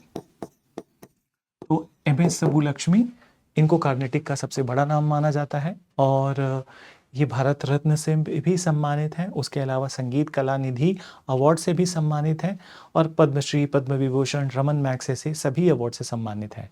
इसके अलावा ये भारत से पहली व्यक्ति थी जिन्होंने यूएन जनरल असेंबली में 1960s में भारतीय क्लासिकल म्यूजिक को गाया था। ठीक है, वो अपने आप में ही एक आश्चर्य का विषय था उस टाइम पे, जिन लोगों ने और जिन कंट्रीज ने यूएन जनरल असेंबली में सम्मेलन में भाग लिया था। तो ये हमारी बातचीत रही हमारे क्लासिकल म्यूजिक से। अब हम अगला टॉपिक जो देखेंगे वो है classical dance. So now let's come to the next important topic जो कि है क्लासिकल डांस। और क्लासिकल डांस से थोड़े म्यूजिक के कंपैरिजन में थोड़े ज़्यादा क्वेश्चंस आते हैं प्रीलिम्स एग्जाम में। हर दूसरे या तीसरे ईयर एक क्वेश्चन होता है। ठीक है, आप पिछले 15 साल का पेपर देखोगे तो उसमें कम से कम 5 से 6 क्वेश्चंस पूछे गए हैं क्लासिकल डांस से। तो एवरेज आता है कि तीसरे ईयर तो एकदम ही मतलब ये तय हो जाता है कि क्लासिकल डांस से क्वेश्चन प्रीलिम्स में आने वाला है। तो क्लासिकल डांस में अब यहाँ पे भी जहाँ तक बात आती है, उद्भव की बात करें तो यहाँ पे भी वही बात आती है कि भरत मुनि द्वारा रचित नाट्य शास्त्र को पहला, ठीक है, दैट पहला रूल बद्ध तरीके से लिखा हुआ संगीत का, म्यूजिक का या ड्रामा का और डांस का किताब माना जाता है। तो भरत मुनि का नाट्य शास्त्र सबसे इम्पॉर्टेंट है। लेकिन नाट्य शास्त्र की एक कहानी, मतलब लिखने की कहानी इसी में मेंशन है, इसी किताब में मेंशन है। तो आप ध्यान से सुनिएगा कि भरत मुनि अपने नाट्य शास्त्र में लिखते हैं, ठीक है, कि भगवान परम ब्रह्म ने उन्हें निर्देश दिया कि वो एक 5वां वेद बनाएं, और इस वेद का नाम उन्होंने कहा कि नाट्य वेद बनाएं, और ये इसका पर्पस होगा कि लेजर टाइम, पास टाइम, ठीक है, और लेजर टाइम, पास टाइम, एंटरटेनमेंट हो, लेकिन उसमें जो दैट पुरुषार्थ के जो वैल्यूज़ हैं वो समाहित हों। तो उसमें वो आगे लिखते हैं कि भगवान ब्रह्म ने ही उन्हें कुछ इंडिकेशंस दिए कि आप कैसे नाट्य वेद लिखोगे। तो इसमें वो लिखते हैं, ठीक है, कि भगवान ब्रह्म ने उन्हें बोला कि पथ्य लीजिए ऋग्वेद से, ठीक है, फिर गीत सामवेद से, सामवेद से, और अभिनय यजुर्वेद से, यजुर्वेद से, और रस अथर्व वेद से। तो भरत मुनि ये लिखते हैं कि भगवान ब्रह्म ने उन्हें निर्देश दिया कि ये ऑलरेडी एग्जिस्टिंग एलिमेंट्स हैं वेदों में, उनको आप लीजिए, कंबाइन करिए और नाट्य वेद बनाइए। तो हाँ, आप भी सोच रहे होंगे कि ये हैं क्या? तो पथ्य क्या है कि वर्ड्स जो हैं वो ऋग्वेद से लेने हैं, गीत ऑब्वियसली म्यूजिक को सामवेद से लेना है, और अभिनय क्या है? एक्सप्रेशन, तो एक्सप्रेशन को यजुर्वेद से लेना है, और रस इस क्या कि रस इमोशन, तो इमोशन को ठीक है अथर्व वेद से लेना है। तो इस तरह से भगवान ब्रह्म के निर्देशन का पालन करते हुए भरत मुनि ने नाट्य शास्त्र लिखा, और ये अभी भी सबसे महत्वपूर्ण किताब मानी जाती है डांस, ड्रामा और म्यूजिक पे। तो जहां तक बात आती है कि इसमें और क्या बातें और किन बातों का वर्णन है जहां तक डांस का संबंध है, तो भरत मुनि नाट्य शास्त्र में दैट डांस के दो पहलू के बारे में बात करते हैं, ठीक है। तो भरत मुनि इसमें बताते हैं कि डांस के दो पहलू हैं, टू एस्पेक्ट्स ऑफ डांस, और ये दो एस्पेक्ट क्या है कि टू एस्पेक्ट्स ऑफ डांस जो कि इस किताब में वर्णन है, मैं लिखता हूं यहां, इसे हम कहते हैं तांडव और लस्य। देन तो समझिए इस बात को कि भरत मुनि के अनुसार डांस के दो पहलू हैं, तांडव और लस्य। तांडव क्या है कि तांडव मैस्कुलिन फीचर को, डांस में मैस्कुलिन फीचर को दिखाता है। मैस्कुलिन फीचर जैसे कि स्ट्रेंथ हो गया, डिटर्मिनेशन हो गया, एग्रेशन हो गया, ठीक है, फास्ट मूवमेंट हो गई, तो इन बातों को तांडव दिखाता है, ठीक है। और तांडव का अगर हम बात करें कि इनिशियल रिलीजियस एग्जाम्पल क्या है, तो भगवान शिव का तांडव, ठीक है, तो भगवान शिव का तांडव। लक्ष्य क्या है, तो लक्ष्य फेमिनिन कैरेक्टर हो गया डांस का। तो फेमिनिन कैरेक्टर क्या होता है कि एक्सप्रेशंस बहुत अच्छे होते हैं, तो profound expressions would be there. फिर उसके अलावा ग्रेशियस मूवमेंट, की जब वो मतलब एक आकर्षण होता है, ठीक है, तो वो आकर्षण लक्ष्य से दिखेगा आपको। फिर उसके बाद then soft and beautiful movement, तो ग्रेसफुल मूवमेंट, तो ये लक्ष्य होता है। फेमिनिन कैरेक्टर लक्ष्य और मैस्कुलिन कैरेक्टर जो डांस का है वो है तांडव। बट एक सवाल उठता है कि क्या तांडव सिर्फ पुरुषों द्वारा किया जाता है और लक्ष्य फीमेल्स के द्वारा? नहीं, ऐसी कोई टर्म्स एंड कंडीशन नहीं होती है।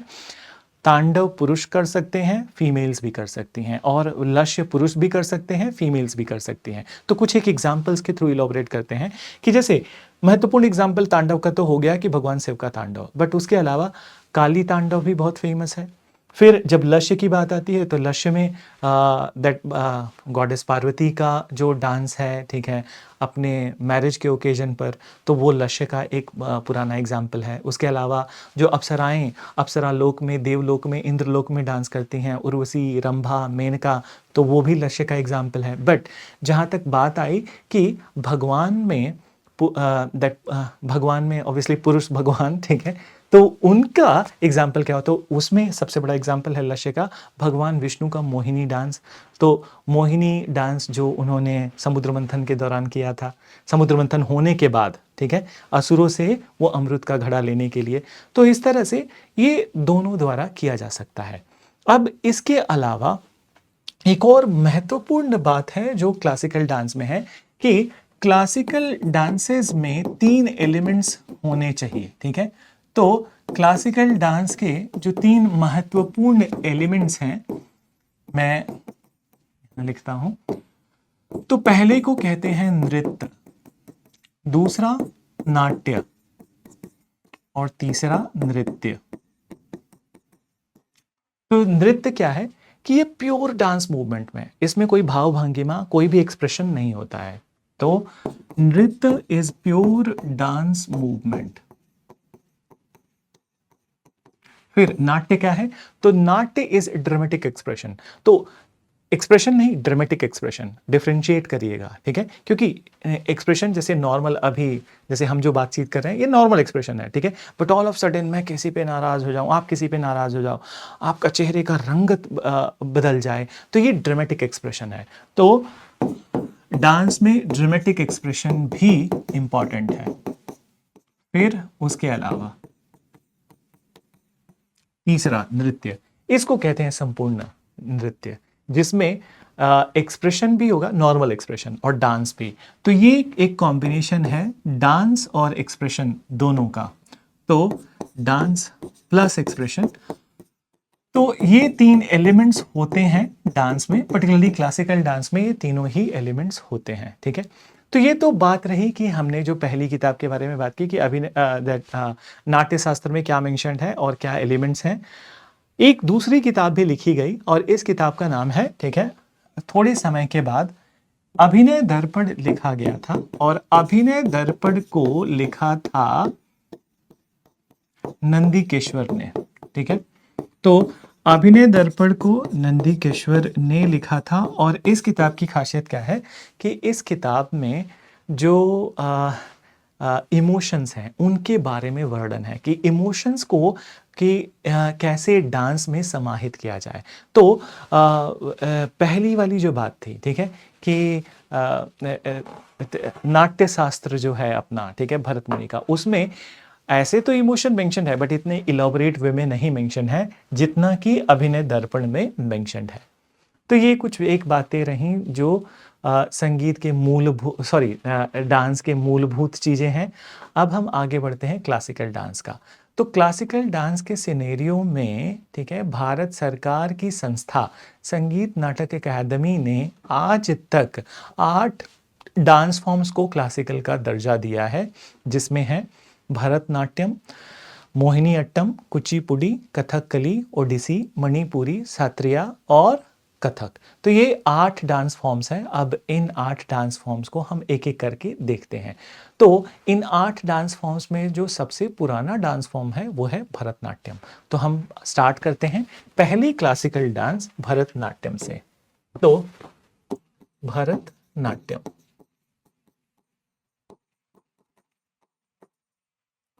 सो Bharatanatyam it is the oldest classical dance. तो oldest CD I have written, CD का मतलब क्लासिकल डांस ऑफ इंडिया।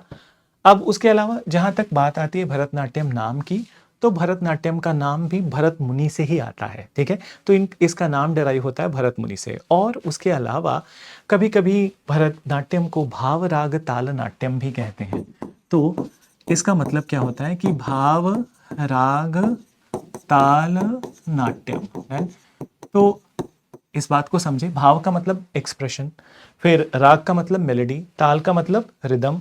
तो ऐसा डांस जिसमें एक्सप्रेशन है, मेलोडी है, ठीक है, और रिदम है। तो it's a dance of expression, melody and rhythm. So that's what is about कि नेमिंग कैसे हुआ। अब इमर्जेंस की जहां तक बात करें तो Bharatanatyam as a dance form emerge हुआ देवदासी सिस्टम से, ठीक है।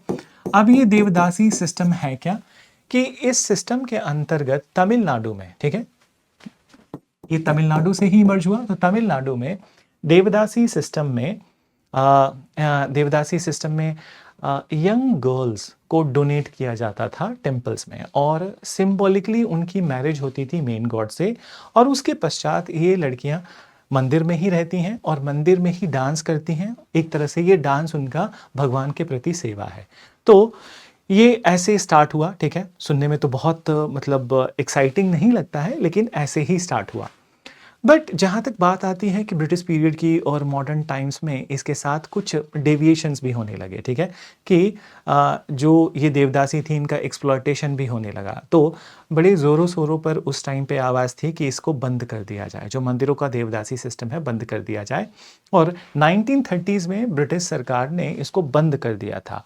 बट इसके बंद करने से अचानक से एक दुष्प्रभाव ये हुआ कि डांस फॉर्म ही ख़त्म होने लगा।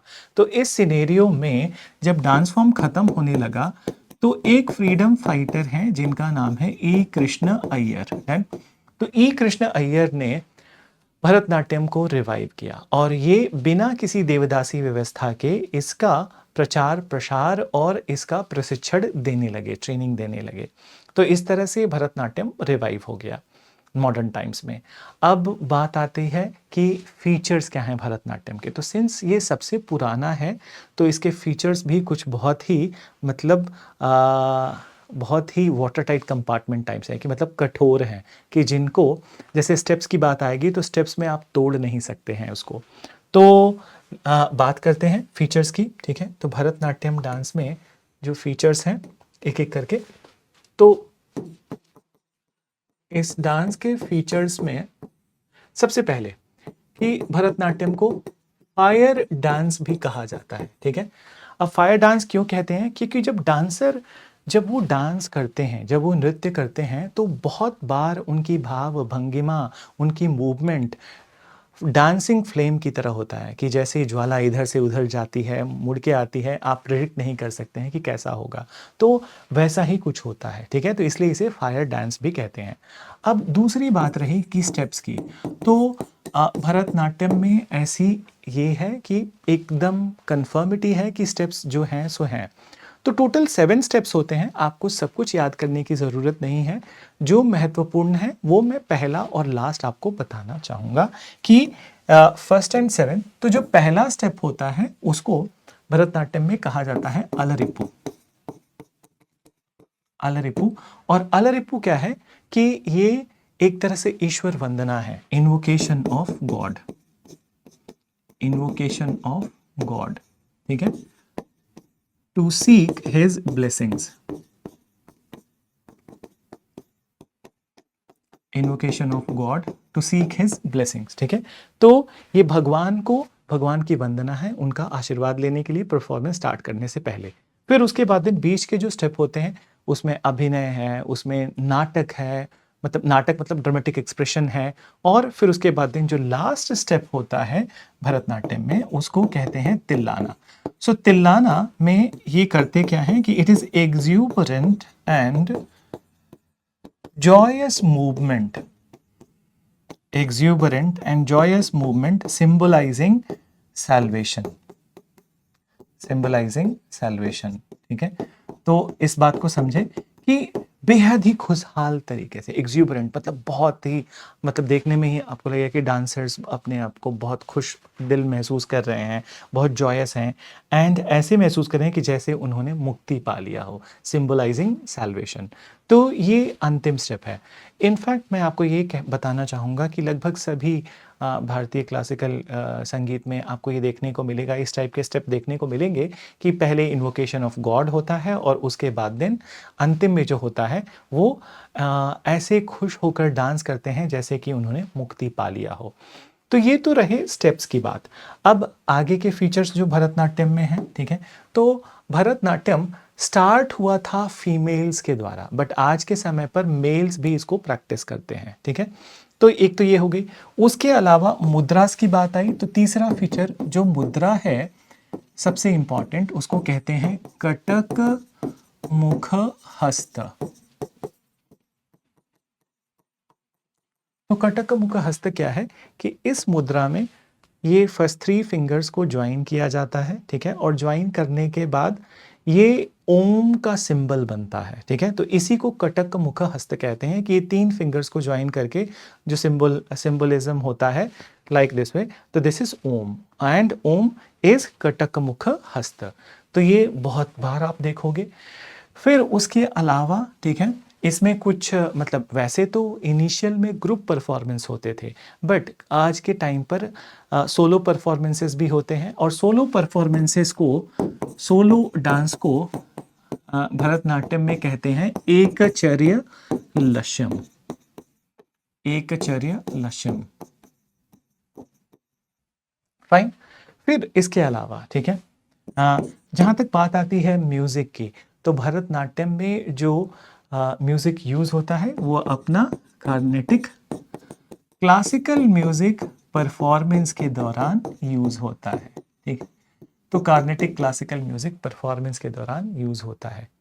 और एक और सवाल उठता है कि जो इम्पॉर्टेंट पर्सनालिटीज़ हैं डांस से एसोसिएटेड, ठीक है, या म्यूज़िक से या डांस से एसोसिएटेड, तो ये सेक्शन में हमेशा आपको कहूँगा कि न्यूज़पेपर पढ़ते रहिए, और कोई भी ऐसा किसी डांस फॉर्म से या म्यूज़िक फॉर्म से संबंधित कोई महत्वपूर्ण व्यक्ति, उनके साथ अगर जो कुछ भी मतलब अवार्ड मिल रहा है या कुछ स्पेशल है, उनका नाम न्यूज़पेपर में है, उनके बारे में लिखा है, तो वो आप फॉलो करते रहिए, क्योंकि ये सेक्शन का क्वेश्चन करंट ओरिएंटेड होता है, ठीक है। तो ये बातें रही हमारी। अच्छा, इसमें एक और मैं ऐड करूँगा, ठीक है, कि जो ट्रेडिशनल परफॉर्मेंस होता है भरतनाट्यम का, उस ट्रेडिशनल परफॉर्मेंस में एक व्यक्ति हमेशा स्टेज पर मंत्र उच्चारण करता रहता है। तो इस व्यक्ति को कहते हैं नातू वनर, और इनका काम क्या है? मंत्र रिसाइटेशन, सो मंत्र का उच्चारण। बट महत्वपूर्ण बात यह है कि ये सिर्फ ट्रेडिशनल परफॉर्मेंस के दौरान, और किसी परफॉर्मेंस के दौरान मंत्रोच्चारण इतना ज़रूरी नहीं है। तो ये बात रही हमारी भरतनाट्यम के बारे में। अब हम आगे बढ़ते हैं। अगला जो हमारा डांस फॉर्म है वो है Kuchipudi. Let's come to the second important classical dance. And पहले हम साउथ इंडिया के चारों क्लासिकल डांस देख लेते हैं, फिर उसके बाद धीरे धीरे will be moving to the eastern India and then last में कथक, ठीक है, फ्रॉम द नॉर्थ इंडिया। तो कुचिपुड़ी का जहाँ तक संबंध है, ठीक है, ये इमर्ज हुआ आंध्रा के एक गांव जिसे हम कहते हैं कुचेलापुरम, है। तो आंध्रा के गांव, आंध्र प्रदेश के एक गांव कुचेलापुरम से इमर्ज हुआ, और इस गांव में एक मेल डांसर्स का ग्रुप था, ठीक है, जो कि हिंदू पौराणिक कथाओं पर या रिलीजियस कहानियों पर डांस करते थे, ठीक है। तो ये जो मेल डांसर्स का ग्रुप था उन्हें कुसेलवास कहा जाता था, और कुसेलवास जो थे वो इस डांस फॉर्म के द्योतक थे, उन्होंने ही इस डांस फॉर्म को बनाया था।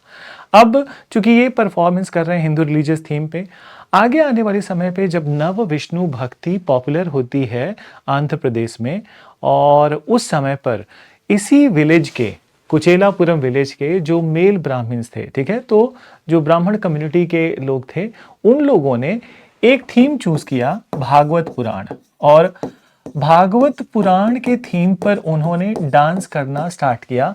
और ये जो मेल ब्राह्मण थे आंध्र प्रदेश के कुचेलापुरम विलेज से, इनका डांस काफ़ी पॉपुलर हुआ, और इनके डांस में कुछ अलग खासियत थी। तो यही वो डांस है जिसको पैट्रोनाइजेशन, या आप कह सकते हैं कि सहयोग मिला विजयनगर किंगडम के रूलर्स के द्वारा भी, और इनफैक्ट गोलकुंडा किंगडम के रूलर्स ने भी इसको बढ़ाने में योगदान दिया। तो इस तरह से कुचिपुड़ी इमर्ज होता है, और मॉडर्न टाइम्स में भी ये काफ़ी पॉपुलर था। और उसके अलावा भरतनाट्यम के कुछ प्रमुख डांसर्स ने भी इसको बढ़ावा देने में योगदान दिया, जैसे कि रागिनी देवी और बाला सरस्वती।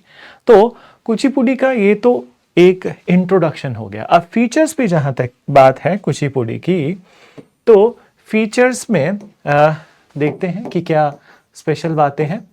तो फीचर्स में सबसे पहली बात कि कुचिपुड़ी जो डांस है, ठीक है, जैसे शरीर पंचभूत तत्व से बना हुआ है, तो फायर जो एलिमेंट है उसको भरतनाट्यम दर्शाता है, और यहाँ पर हम कहते हैं कि जो पृथ्वी का एलिमेंट है, अर्थ का एलिमेंट, कुचिपुड़ी डांस द्वारा दिखाया जाता है। अब एक सवाल यह भी उठता है कि कैसे दिखाया जाता है। तो जो थीम है डांस के, वो मोस्टली पृथ्वी के महत्व पर रिलेटेड है, तो अर्थ का इंपॉर्टेंस। उसके अलावा दूसरी बात कि श्रृंगार रस का बहुतायत में प्रयोग होता है इसमें। सो व्हाट इज श्रृंगार रस? ये इमोशन है। हिंदी साहित्य में भी आपने ग्रामर में पढ़ा होगा कि श्रृंगार रस, तो लव का जो इमोशन है उसका काफी डिपिक्शन होता है। और देन उसके आगे की जो बात है, ठीक है, कि इसमें जो महत्वपूर्ण थीम है, भगवान श्री कृष्ण की थीम बहुत पॉपुलर है, बहुत सारी थीम रिलीजन से पॉपुलर हैं, लेकिन भगवान श्री कृष्ण पर आधारित एक थीम है जिसे कहते हैं भामा कलापम। और भामा कलापम, ये इसको, इस प्ले को लिखा था सिद्धेंद्र योगी ने, और ये काफी पॉपुलर है as a theme in Kuchipudi. अब भामा कलापम की कहानी क्या है कि ये कहानी आधारित है भगवान श्री कृष्ण की जेलस वाइफ, जो जिनको काफ़ी मतलब हर किसी से जलन रहती थी, उनका नाम था सत्यभामा। तो एक तरह से ये स्टोरी रिलेटेड है कि सत्यभामा को सबक सिखाने के लिए, या उनको वापस एक अच्छे मार्ग पर लाने के लिए, भगवान कृष्ण की जो दैट संकल्प, जो उनके क्रिएटेड इन दैट इन्वायरमेंट थे, या फिर देन कुछ ऐसा बनाया कि उससे सत्यभामा को समझ में आए कि वो गलती कर रही हैं और वापस लौट आए। तो ये एक बहुत इम्पॉर्टेंट प्ले है, ठीक है, जो कि यूज़ होता है कुचिपुड़ी डांस में। अब आगे आते हैं तो कुचिपुड़ी डांस में, जैसे कि भरतनाट्यम में जो स्टेप्स थे वो एक सीक्वेंस है, ठीक है, तो इनके स्टेप में एक थोड़ा सा चेंज है, ठीक है, कि ये आते ही वंदना नहीं करते हैं, इनके पहले स्टेप को कहते हैं प्रवेशिका दरु। तो प्रवेशिका दरु में होता क्या है कि एक एक करके सभी डांसर स्टेज पर आते हैं और थोड़ा बहुत परफॉर्म करके अपने कैरेक्टर का इंट्रोडक्शन देते हैं डांस फॉर्म में, तो उसे प्रवेशिका दरु कहते हैं। और जब सब लोग एकत्रित होते हैं तो फिर ये सब मिलके ईश्वर स्तुति या ईश्वर वंदना करते हैं। तो इस तरह से ये स्टार्ट होता है। फिर जहाँ तक कुचिपुड़ी की बात है, तो कुचिपुड़ी बिगिनिंग में तो मेल्स के द्वारा स्टार्ट किया गया था, बट आजकल के टाइम पे ये फीमेल्स द्वारा भी परफॉर्म किया जाता है। ठीक है, अब जहां तक बात आती है म्यूजिक की, तो यहाँ पे भी कर्नाटिक क्लासिकल म्यूजिक ही यूज होता है परफॉर्मेंस में। सो कर्नाटिक क्लासिकल म्यूजिक ही यूज होता है इसमें। इसके अलावा जो अन्य बातें हैं, ठीक है, एक बहुत महत्वपूर्ण बात है कि ये भी एक ग्रुप परफॉर्मेंस होता था बिगिनिंग में, बट बाद के समय में कुछ सोलो परफॉर्मेंसेस भरतनाट्यम की तरह इसमें भी पॉपुलर हुए। और इन सोलो परफॉर्मेंसेस में जो सबसे महत्वपूर्ण है उसे हम कहते हैं तरंगम। ठीक है, तो तरंगम में होता क्या है एक्चुअली में कि तरंगम में जो डांसर है वो अपने पैर के अंगूठों को एक ब्रास की थाली पर रखते हैं। ठीक है, हाथ में दो जलते हुए दिए और उनके सिर पर, उनके हेड पर एक पानी का घड़ा होता है, और इन सभी चीज़ों को बैलेंस करते हुए वो पूरा स्टेज कवर करते हैं। तो ये बहुत ही डिफिकल्ट परफॉर्मेंस है, सोलो परफॉर्मेंस है कुचिपुड़ी का। तो एक ये है। इसके अलावा तलचित्र नाट्यम है जिसमें डांसर डांस करते हुए दैट रंगोली बनाते हैं स्टेज पे, और उसके अलावा कुछ कुछ हैं सोलो आइटम्स जिसमें कुएं में के मेढक की कहानी सुनाई जाती है। तो इस तरह से सोलो परफॉर्मेंसेस भी पॉपुलर हैं कुचिपुड़ी में। तो ये तो बात रही हमारे सेकेंड क्लासिकल डांस कुचिपुड़ी की। अब आगे बढ़ते हैं अपने तीसरे क्लासिकल डांस। ठीक है, तो केरला में चूंकि दो क्लासिकल फॉर्म्स हैं, तो थर्ड जो है वो है कथकली। कथकली, और कथकली का इमर्जेंस है केरला से, तो जहां भरतनाट्यम तमिलनाडु से, कुचिपुड़ी आंध्रा से और कथकली केरला से। अब इस शब्द की मीनिंग है कथकली का, कथा और कली। तो कथा का मतलब आप जानते ही हैं स्टोरी, और कली का मतलब कि डांस ड्रामा। तो डांस ड्रामा में दैट स्टोरी सुनाना, इस तरह से आप कह सकते हैं।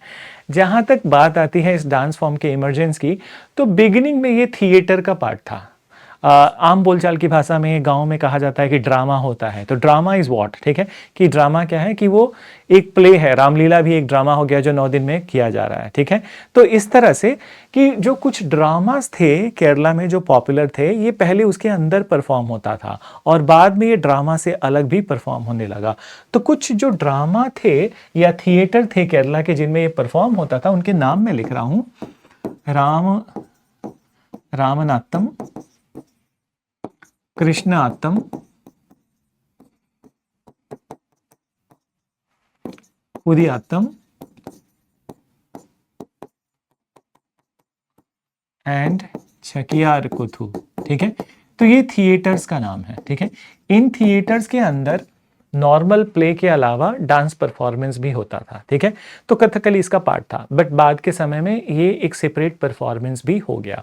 और जहां तक बात आती है कि कथकली को बढ़ावा देने की, तो त्रावणकोर के रूलर्स ने, शासकों ने इसको बढ़ावा दिया। उसके अलावा कोचिन के शासकों ने भी, तो जो रूलर्स थे त्रावणकोर और कोचिन के, उन लोगों ने इसको बढ़ावा दिया। ठीक है, और जहाँ तक आधुनिक भारत की बात है, मॉडर्न इंडिया की बात है, उस समय पे एक मलयाली पोएट थे जिनका नाम था वीएन मेनन।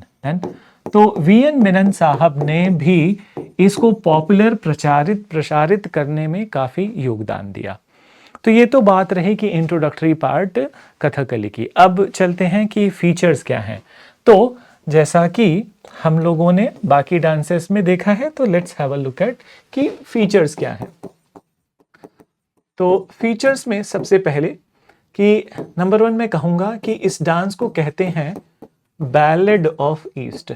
तो ये जो शब्द यहाँ लिखा गया बैलेड, बैलेड क्या है कि ये यूरोप का डांस फॉर्म है, वहाँ का क्लासिकल डांस है, तो इसको कहते हैं कि ये ईस्ट का बैलेड है। उसके अलावा जो थीम्स होते हैं, ठीक है, इस डांस फॉर्म के, वो मेजरली बेस्ड हैं महाभारत, रामायण और पुराणास।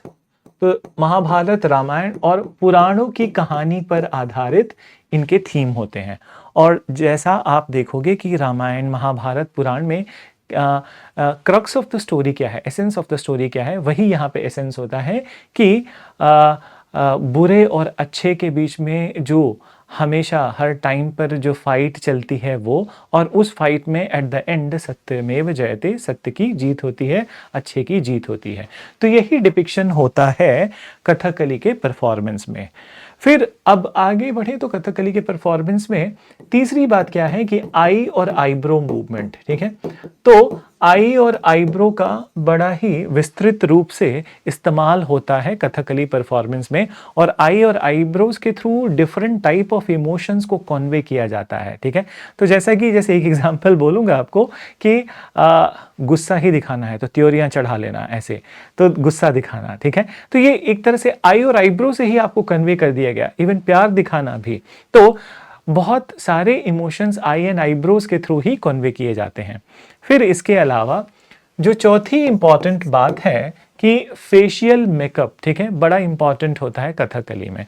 तो जब आप कथकली डांसर को देखोगे तो उसके चेहरे पे कई रंग का मेकअप होता है, ठीक है। बट हर रंग ऐसा नहीं है कि आर्बिट्ररीली रख दिया गया है, हर रंग का एक मतलब होता है और वो कैरेक्टर के बारे में कुछ कहता है। तो जैसा कि I would write over here, मैं एक और पेज ले लेता हूं इसके लिए, ठीक है। तो फेशियल मेकअप में जो कलर्स हैं, ठीक है, तो लेट्स राइट ओवर हियर। तो फेशियल मेकअप में कलर्स, ठीक है। तो ग्रीन जो कलर है, वेट फॉर अ मिनट, तो 5 कलर्स हैं और 5 कलर क्या इंडिकेट करते हैं? तो ग्रीन जो रंग है वो सात्विक स्वभाव को दर्शाता है, ठीक है। फिर रेड है, तो रेड राजसिक स्वभाव, तो सात्विक जो नोबल कैरेक्टर है, ऑनेस्ट, वर्चुअस, और राजसिक क्या है? राजा, लग्जरी, ऑपुलेंस, ठीक है, तो अमीर, तो राजसिक स्वभाव को दिखाता है रेड। फिर ब्लैक कलर जो है वो तामसिक स्वभाव को दर्शाता है, तो मतलब कि कोई विकेड, मतलब चालाक, चतुर, ठीक है, असुर, तो डेमन, ठीक है, इस टाइप के कैरेक्टर ब्लैक कलर से दिखाए जाते हैं। और फिर आता है येलो कलर, पीला कलर। तो पीला कलर जनरली ब्यूटीफुल विमेन या किसी संत के लिए यूज किया जाता है, ठीक है। तो ब्यूटीफुल विमेन और सेंट, ठीक है, तो किसी संत के लिए। इसके अलावा एक और कलर है, वो है वाइट, ठीक है। तो वाइट का जो यूजेज है कथकली के फेशियल मेकअप में, वो डिवाइन कैरेक्टर्स को दिखाने के लिए है, ठीक है। तो डिवाइन कैरेक्टर्स को दिखाने के लिए है, दैवीय कैरेक्टर्स को दिखाने के लिए है। तो ये 5 कलर यूज होते हैं मेकअप में, ठीक है। और जिस कलर का पोर्शन ज्यादा हो मेकअप में, वैसा ही कैरेक्टर होता है। तो अगर जो रेड हुआ तो वो कैरेक्टर राजा, रानी, अमीर लोगों को बिलोंग करता है। तो इसी तरह से आप ये सब समझें। फिर जहां तक म्यूजिक की बात है तो यहाँ कार्नेटिक म्यूजिक नहीं यूज होता है कथकली में। ये लोग केरला का लोकल म्यूजिक जिसे सोपान कहते हैं, ठीक है। तो सोपान music of Kerala is used in the performance, ठीक है। तो केरला का सोपान म्यूजिक परफॉर्मेंस में यूज होता है। ये बात रही हमारी कथकली से संबंधित। तो कथकली के बारे में एक लास्ट बात कहना चाहूँगा कि कथकली बहुत रिसेंट पीरियड तक सिर्फ जो ट्रेडिशनल परफॉर्मेंसेस थे वो सिर्फ मेल्स द्वारा किए जाते थे, पर अभी जो उनकी गवर्निंग सोसाइटी है इस डांस की, केरला कला मंडलम, उसने अब फीमेल्स को भी अलाउ कर दिया है कि वो भी ट्रेडिशनल परफॉर्मेंसेस में पार्टिसिपेट कर सकते हैं। तो अब चलिए चौथे डांस पर आते हैं, ठीक है। चौथा डांस है मोहिनी अत्तम। मोहिनी अत्तम, तो जो मोहिनी अत्तम है, ठीक है, ये भी केरला से है, इसका भी इमरजेंस केरला से है। और दूसरा इसकी एक कहानी है, तो मैं लिखूंगा नहीं, आप जस्ट सुनना इस बात को। जहां तक मोहिनी अत्तम के इमरजेंस की बात है, इनके उद्भव की बात है, ये इसे मानते हैं कि समुद्र मंथन के इवेंट से ही ये डांस स्टार्ट हो गया था।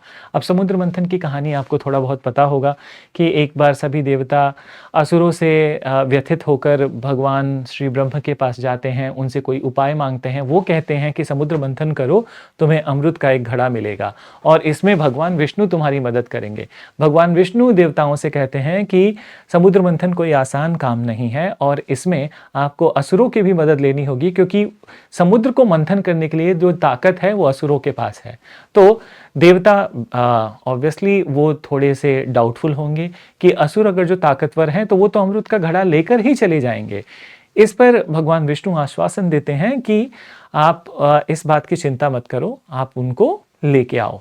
तो जब समुद्र मंथन होता है एज एक्सपेक्टेड कि असुर वो अमृत का घड़ा लेकर चल देते हैं, इसी समय पर भगवान विष्णु मोहिनी के रूप में, ठीक है, तो मोहिनी के रूप में भेष बदलकर उनके सामने एक डांस स्टार्ट करते हैं और उस डांस से सम्मोहित होकर असुरों ने घड़ा मोहिनी को दे दिया और मोहिनी कुछ समय के बाद गायब हो जाते हैं और अपने असली स्वरूप में, जो कि भगवान विष्णु। तो ये कहानी है इस मोहिनी अट्टम डांस के ओरिजिनल बिगिनिंग की।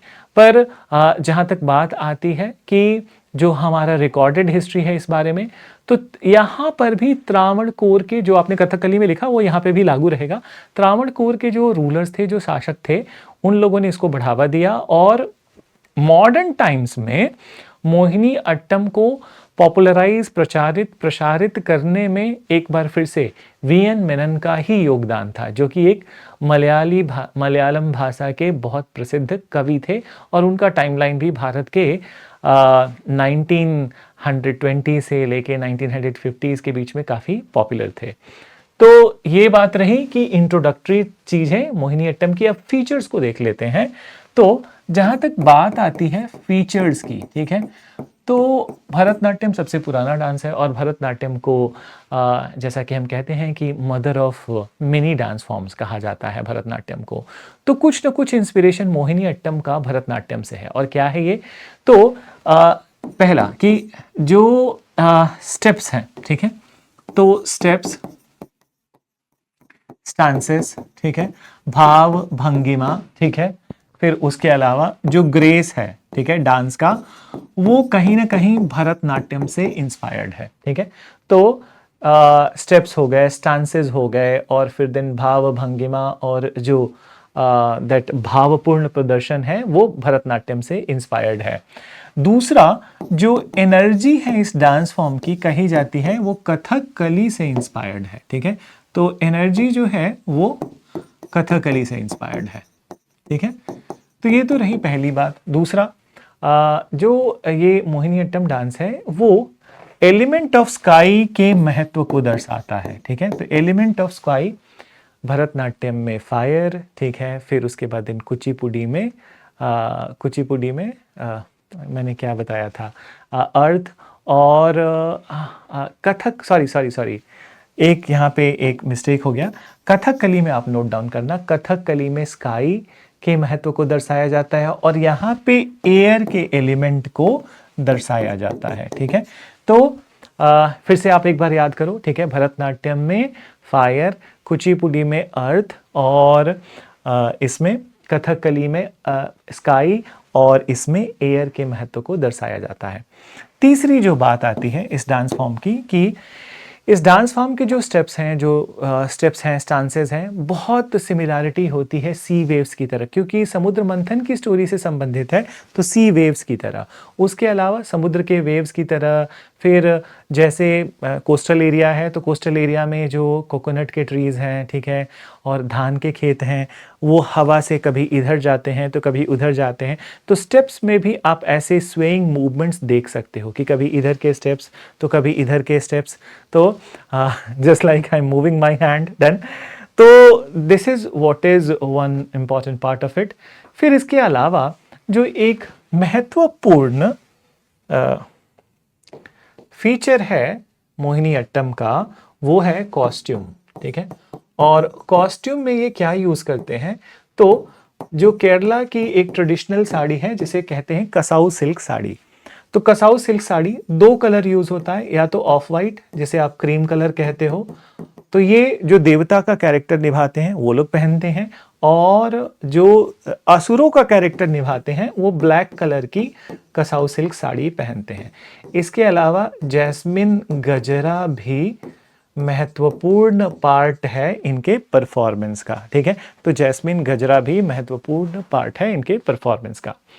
तो ये तो बातें रहीं कि कुछ फीचर्स की। What about music? तो कार्नेटिक क्लासिकल म्यूजिक ही यूज होता है इस डांस फॉर्म में, ठीक है। तो कार्नेटिक क्लासिकल म्यूजिक ही यूज होता है मोहिनीअट्टम में। अब आगे चलते हैं अपना नेक्स्ट डांस फॉर्म, ठीक है। So next dance form is, let me write, Odissi. तो ओडिसी नंबर 5 हो जाएगा, ठीक है। एंड ओडिसी फ्रॉम उड़ीसा, तो बड़ा नाम से ही बहुत क्लियर है कि उड़ीसा से है। तो ओडिसी में आप समझे कि ओडिसी को दूसरा सबसे पुराना क्लासिकल डांस माना जाता है, ठीक है। तो it is second oldest classical dance, ठीक है। फिर उसके अलावा ओडिसी का वर्णन भरत मुनि के नाट्य शास्त्र में है, और भरत मुनि के नाट्य शास्त्र में इसे ओदरा नृत्य कहा गया है, ठीक है। तो भरत मुनि के नाट्य शास्त्र में इसे ओदरा नृत्य कहा गया है। और जहाँ तक बात आती है कि इनके एविडेंस की, तो उड़ीसा में बहुत सारी ऐसी गुफाएं हैं जैसे उदयगिरी और खंडगिरी की गुफाएं, तो वहाँ पे भी ओडिसी के स्कल्पचर्स बने हुए हैं, ठीक है। तो ओडिसी एक बहुत ही पुराना डांस फॉर्म है। अब ओडिसी इमर्ज होता है, जैसे भरतनाट्यम में हमने पढ़ा था देवदासी, वैसे ही ओडिसी इमर्ज हुआ माहरी सिस्टम से।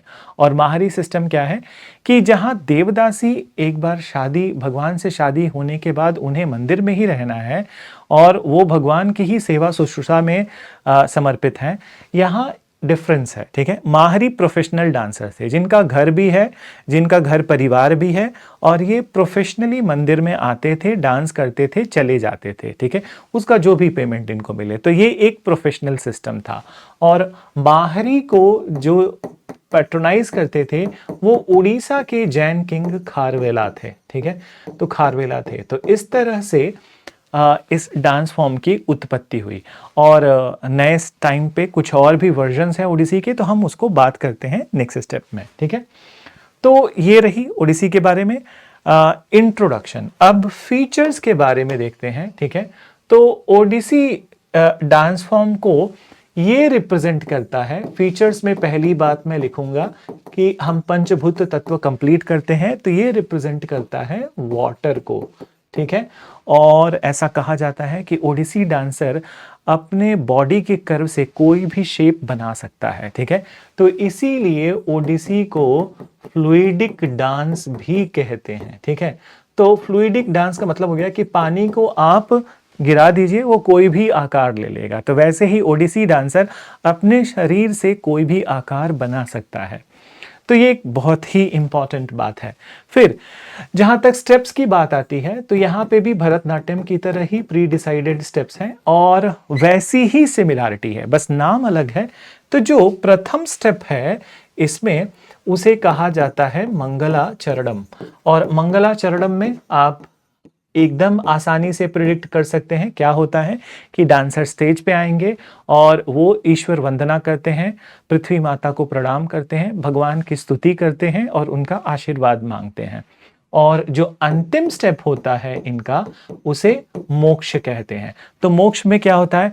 एग्जैक्टली सिमिलर टू भरतनाट्यम का तिल्लाना, कि वो एग्ज्यूबरेंट और जॉयस मूवमेंट की उन्होंने मुक्ति प्राप्त कर ली है, सिंबलाइजिंग सैल्वेशन। तो ये तो हो गया स्टेप्स का। जहां तक म्यूजिक की बात आती है, तो म्यूजिक जो यूज होता है वो है ओडिसी संगीत, ठीक है।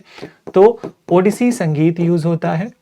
फिर इसके अलावा एक पोस्चर है, एक मुद्रा है जो कि बहुत ही महत्वपूर्ण मानी जाती है ओडिसी में, और वो है त्रिभंग।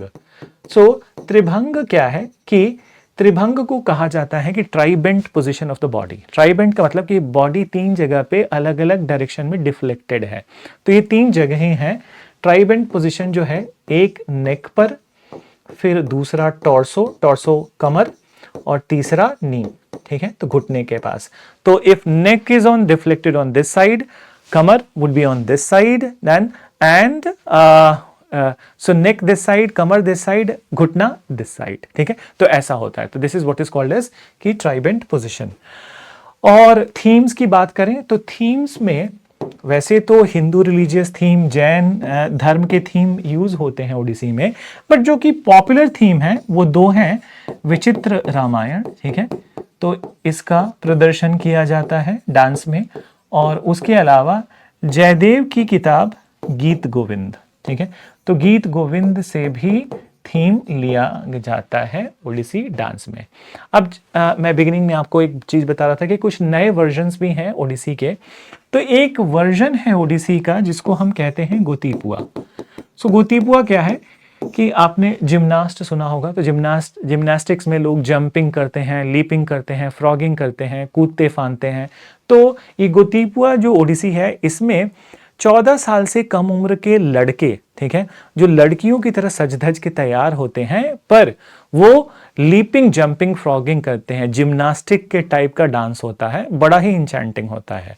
तो कभी मौका मिले तो बिल्कुल देखें, और अगर पुरी जाते हैं तो डेफिनेटली आपको देखने को मिलेगा, भुवनेश्वर में भी देखने को मिलेगा। तो ये बात रही हमारा 5वां क्लासिकल डांस फॉर्म ओडिसी। अब आगे बढ़ते हैं। ओडिसी के बाद जो नेक्स्ट इंपॉर्टेंट डांस फॉर्म है वो है मणिपुरी। तो नाम से ही पता चल रहा है कि ये मणिपुर से संबंधित है। तो मणिपुरी डांस फॉर्म का जो प्रादुर्भाव, जो बिगिनिंग होता है, वो भी एक रिलीजियस कहानी में बिलीव करते हैं कि मणिपुर के लोगों के अनुसार कि एक बार भगवान शिव और देवी पार्वती वो मणिपुर के हिल्स में आते हैं, और हिल्स में आकर वहाँ के जो लोकल गंधर्व हैं, गंधर्व का मतलब कि जो लोकल म्यूजिशियन और डांसर्स हैं, उनके साथ डांस किया। तो लोग कहते हैं कि इसी इंस्टेंस से ही मणिपुरी डांस की बिगिनिंग हो गई, ठीक है। बट जब हम आज के समय के मणिपुरी को देखते हैं, तो ये जो मणिपुरी है, ये मणिपुर के दो ट्रेडिशन का कॉम्बिनेशन है। अब ये ट्रेडिशन है क्या?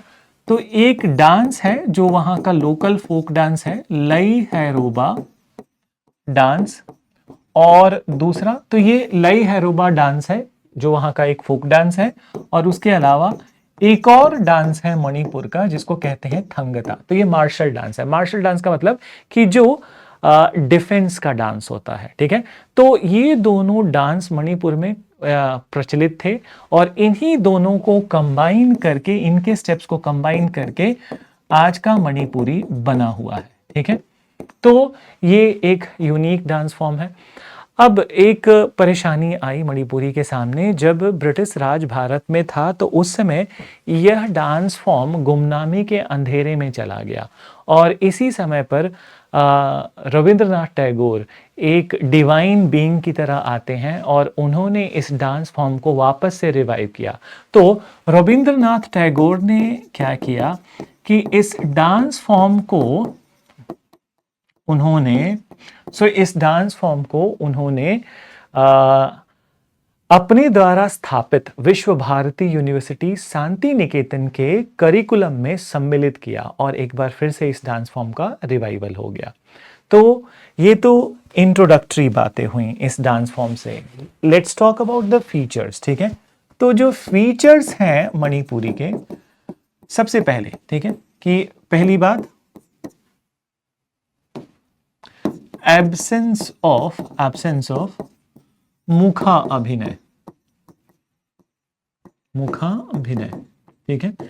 तो मणिपुरी में मुखा अभिनय नहीं होता है। व्हाट इज मुखा अभिनय?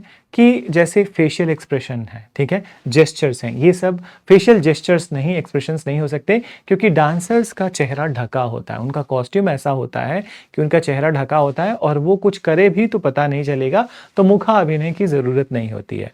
बट मुखा अभिनय की जगह प्रेजेंस ऑफ सर्वांग अभिनय, ठीक है। तो प्रेजेंस ऑफ सर्वांग अभिनय, सर्वांग अभिनय का मतलब हो गया कि बाकी जो बॉडी पार्ट्स हैं, ऑर्गन्स हैं, हाथ हो गए, ठीक है, या कंधा हो गया, या कमर हो गया, तो वहां पे एक्सप्रेशंस दिखेंगे, बट फेस पे एक्सप्रेशंस नहीं होंगे। फिर जब आगे बढ़ते हैं कि मणिपुरी डांस फॉर्म में, तो आज के समय में जो थीम्स जो प्रचलित हैं मणिपुरी में, वो भगवान श्री कृष्ण पर आधारित थीम्स ज्यादा पॉपुलर हैं। जैसे कि भगवान कृष्ण का लव अफेयर, रासलीला, और उसके अलावा उनकी पूरी जीवनी, उनकी जीवन कहानी संकीर्तन। तो ये दोनों काफी पॉपुलर हैं। फिर जहां तक मुद्रा की बात आती है तो मुद्रा के एस्पेक्ट में जो सबसे पॉपुलर मुद्रा यूज होती है मणिपुरी में उसे हम कहते हैं नागबंध मुद्रा। तो ये है क्या एक्चुअली कि नागबंध मुद्रा में जो डांसर होता है वो अपनी बॉडी कर्व को एस के शेप में लाता है, ठीक है, या 8 भी आप कह सकते हो। तो अपने बॉडी कर्व से 8 या एस का शेप बनाते हैं। तो ये मुद्रा बहुत फ्रिक्वेंटली यूज होता है मणिपुरी में। उसके अलावा, ठीक है, मणिपुरी म्यूजिक यूज होता है, ठीक है, इस डांस फॉर्म में। और इस म्यूजिक में इंपॉर्टेंट क्या है कि कुछ म्यूजिकल इंस्ट्रूमेंट, तो जो म्यूजिकल इंस्ट्रूमेंट है उसमें पुंग क्या होता है कि इनका ड्रम होता है, पेना, पेना एक तरह की बांसुरी होती है इनकी, फिर उसके बाद दिन मंजीरा, ठीक है। तो आई होप कि आपको मंजीरा पता होगा कि ये मंजीरा का भी यूज करते हैं। और उसके अलावा दैट करतल, हैंड क्लैपिंग भी यूज होता है, ठीक है। तो रिदमिक हैंड क्लैपिंग भी यूज होता है मणिपुरी डांस में। तो now you got to know about what is important in the Manipuri. फिर उसके बाद let's come to the next dance form which is Sattriya. तो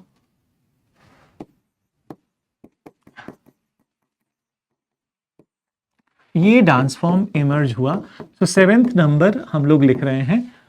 सो 7th number is Sattriya and Sattriya emerge from the Assam, ठीक है। तो इट इमर्ज फ्रॉम असम। और अब समझें कि सत्रिया का इमरजेंस कैसे हुआ।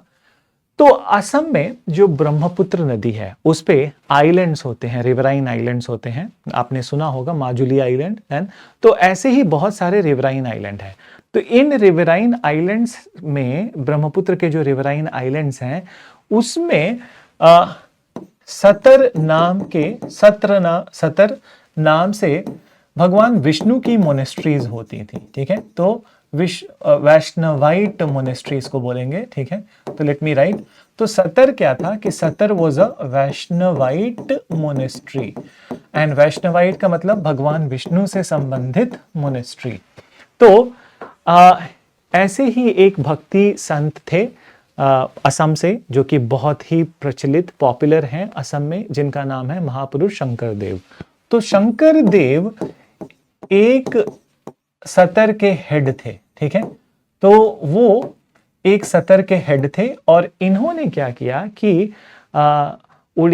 असम के 2 पॉपुलर फोक डांस थे, लोक नृत्य थे, जिसको वो सतर में लेकर आते हैं और उन दोनों को कंबाइन करके सतर के रिचुअल में उसको सम्मिलित करते हैं। और यही दोनों फोक डांस का जो मिश्रित वर्जन है उसको सतरिया कहते हैं, क्योंकि सतर में यूज होता था। तो ये दोनों डांस हैं क्या, तो दोनों इन डांसेस का नाम है देवदासी। अब आप सोच रहे होंगे कि एक देवदासी हमने भरतनाट्यम में पढ़ा, वो देवदासी एक सिस्टम था, एक प्रथा थी, यहाँ देवदासी फोक डांस है। तो एक ही नाम से 2 चीजें हैं, ठीक है। और दूसरा जो डांस था उसका नाम था व्याह गोव ओजा पली, बड़ा ही लंबा नाम है, ठीक है। तो व्याह गोव ओजा पली, इन दोनों में क्या खासियत थी कि दोनों ही जो डांस थे तो ये फोक डांस, बट दोनों ही भगवान विष्णु को समर्पित थे, ठीक है। तो इसीलिए इन दोनों को जब सतर में उन्होंने इंट्रोड्यूस किया तो इसको सतरिया कहने लगे, ठीक है। तो ये तो नेमिंग की बात हो गई, ठीक है, और इंट्रोडक्टरी पार्ट हो गया कि कैसे ये इमर्ज हुआ। अब जहां तक बात आती है फीचर्स की, तो सतरिया की फीचर्स में, चूंकि ये ऐसा डांस फॉर्म है जो कि मोस्टली एसोसिएटेड है भगवान विष्णु के मोनेस्ट्री से, तो इसमें बातें जो हैं वो लेट्स टॉक अबाउट इट कि क्या इंपॉर्टेंट फीचर्स हैं। तो let me use another colour. तो फीचर्स में सबसे पहली बात, ठीक है, कि ये एक डिवोशनल टाइप का परफॉर्मेंस है, ठीक है। तो डिवोशनल सभी में भी है, ठीक है, लेकिन इट इज वेरी डिवोशनल। फिर जो थीम है, ठीक है, तो नंबर 1 जो हम बात करेंगे कि थीम है इसका, वो शंकर देव की ही रचनाओं पर आधारित है, ठीक है। तो थीम शंकर देव की रचनाएं हैं, और शंकर देव की जो रचनाएं हैं उनको हम कहते हैं बौड़ गीत। ठीक है, तो बौड़ गीत। फिर दोनों मेल और फीमेल दोनों ही डांस करते हैं, लेकिन जो मेल डांसर्स हैं उनको एक नाम दिया जाता है और मेल डांसर्स को कहते हैं भौकुत्स। म्यूजिकल, बहुत सारे म्यूजिकल इंस्ट्रूमेंट्स यूज नहीं होते हैं, कुछ ही यूज होते हैं, बट उसमें जो सबसे इंपॉर्टेंट है वो है खोल। एक तरह से ये मृदंग है, ठीक है, या नाल, अगर जो आपने देखा मृदंग आपने देखा हो कि गले में पहन के ढोलक की तरह ही होता है, तो खोल क्या है कि खोल एक तरह का मृदंग ही है जिसको वो यूज करते हैं परफॉर्मेंस के दौरान। चौथी बात कि कॉस्ट्यूम जो है इनका वो असम के पाट सिल्क से बना होता है। ठीक है, तो पाट सिल्क से बना हुआ कॉस्ट्यूम यूज किया जाता है सत्रिया में। और सत्रिया की जहां तक बात आती है तो अभी भी ये मोनेस्ट्रीज में ही कॉन्सेंट्रेटेड है। मॉडर्न टाइम्स में थोड़ा बहुत, ठीक है, कमर्शियल परफॉर्मेंसेस भी होते हैं, but out of all the dances it is more devotional in nature. Done. So let's move on to the last dance form, classical dance form, and this one is the most unique, ठीक है, that is Kathak. So number 8 and the last is Kathak. So Kathak का emergence UP से है और इसका emergence कथाकार tradition से है। ठीक है, तो दिल्ली सल्तनत स्थापना के पहले एंशियंट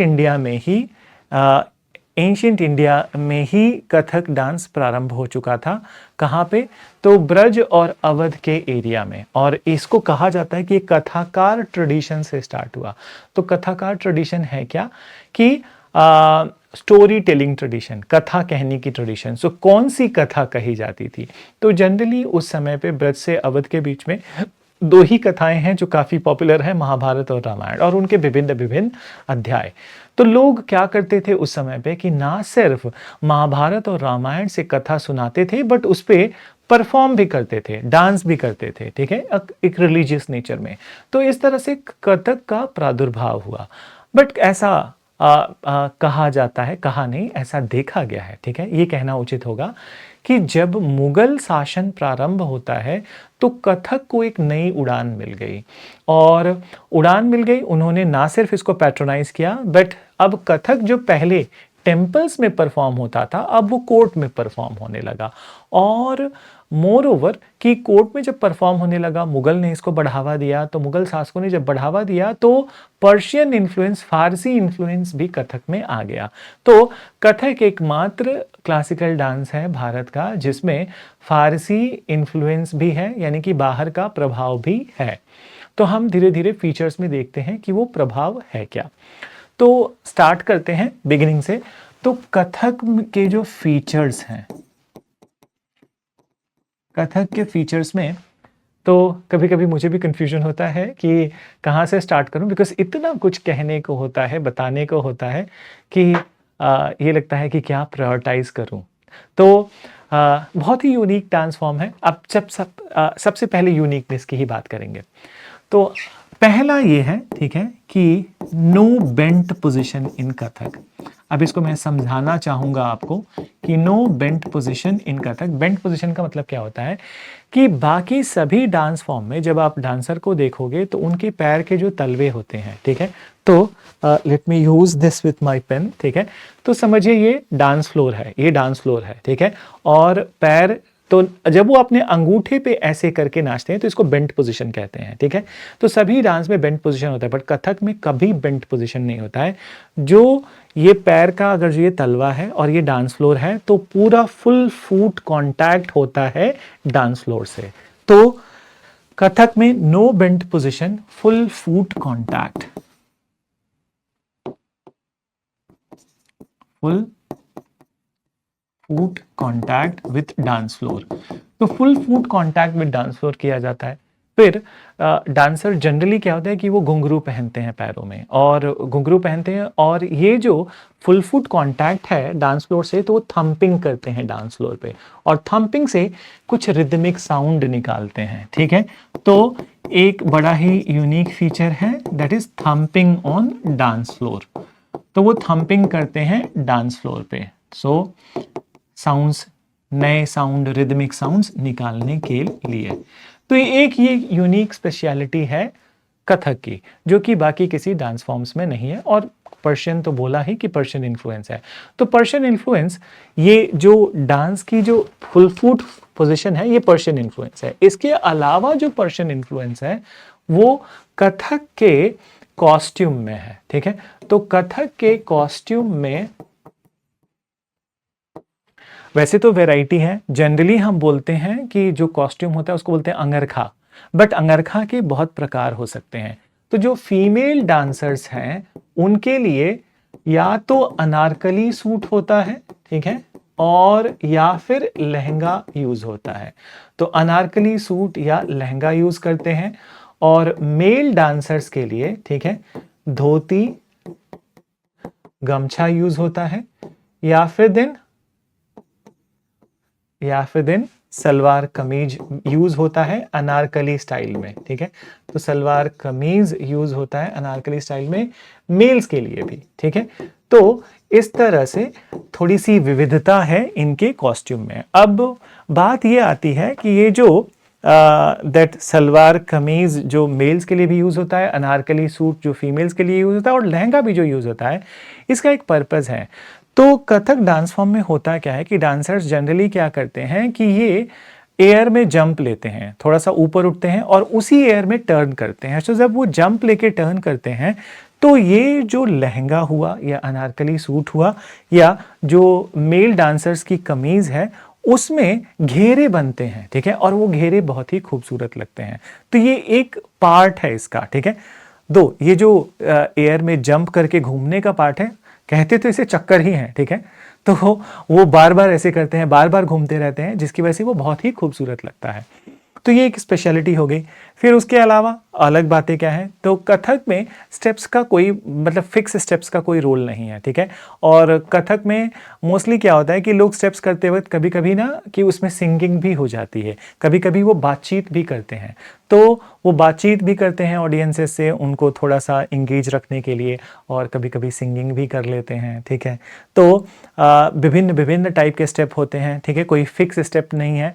तो स्टेप्स का नाम बता रहा हूँ, बहुत कुछ आपको उसके बारे में परेशान होने की ज़रूरत नहीं है कि ये याद ही करने हैं।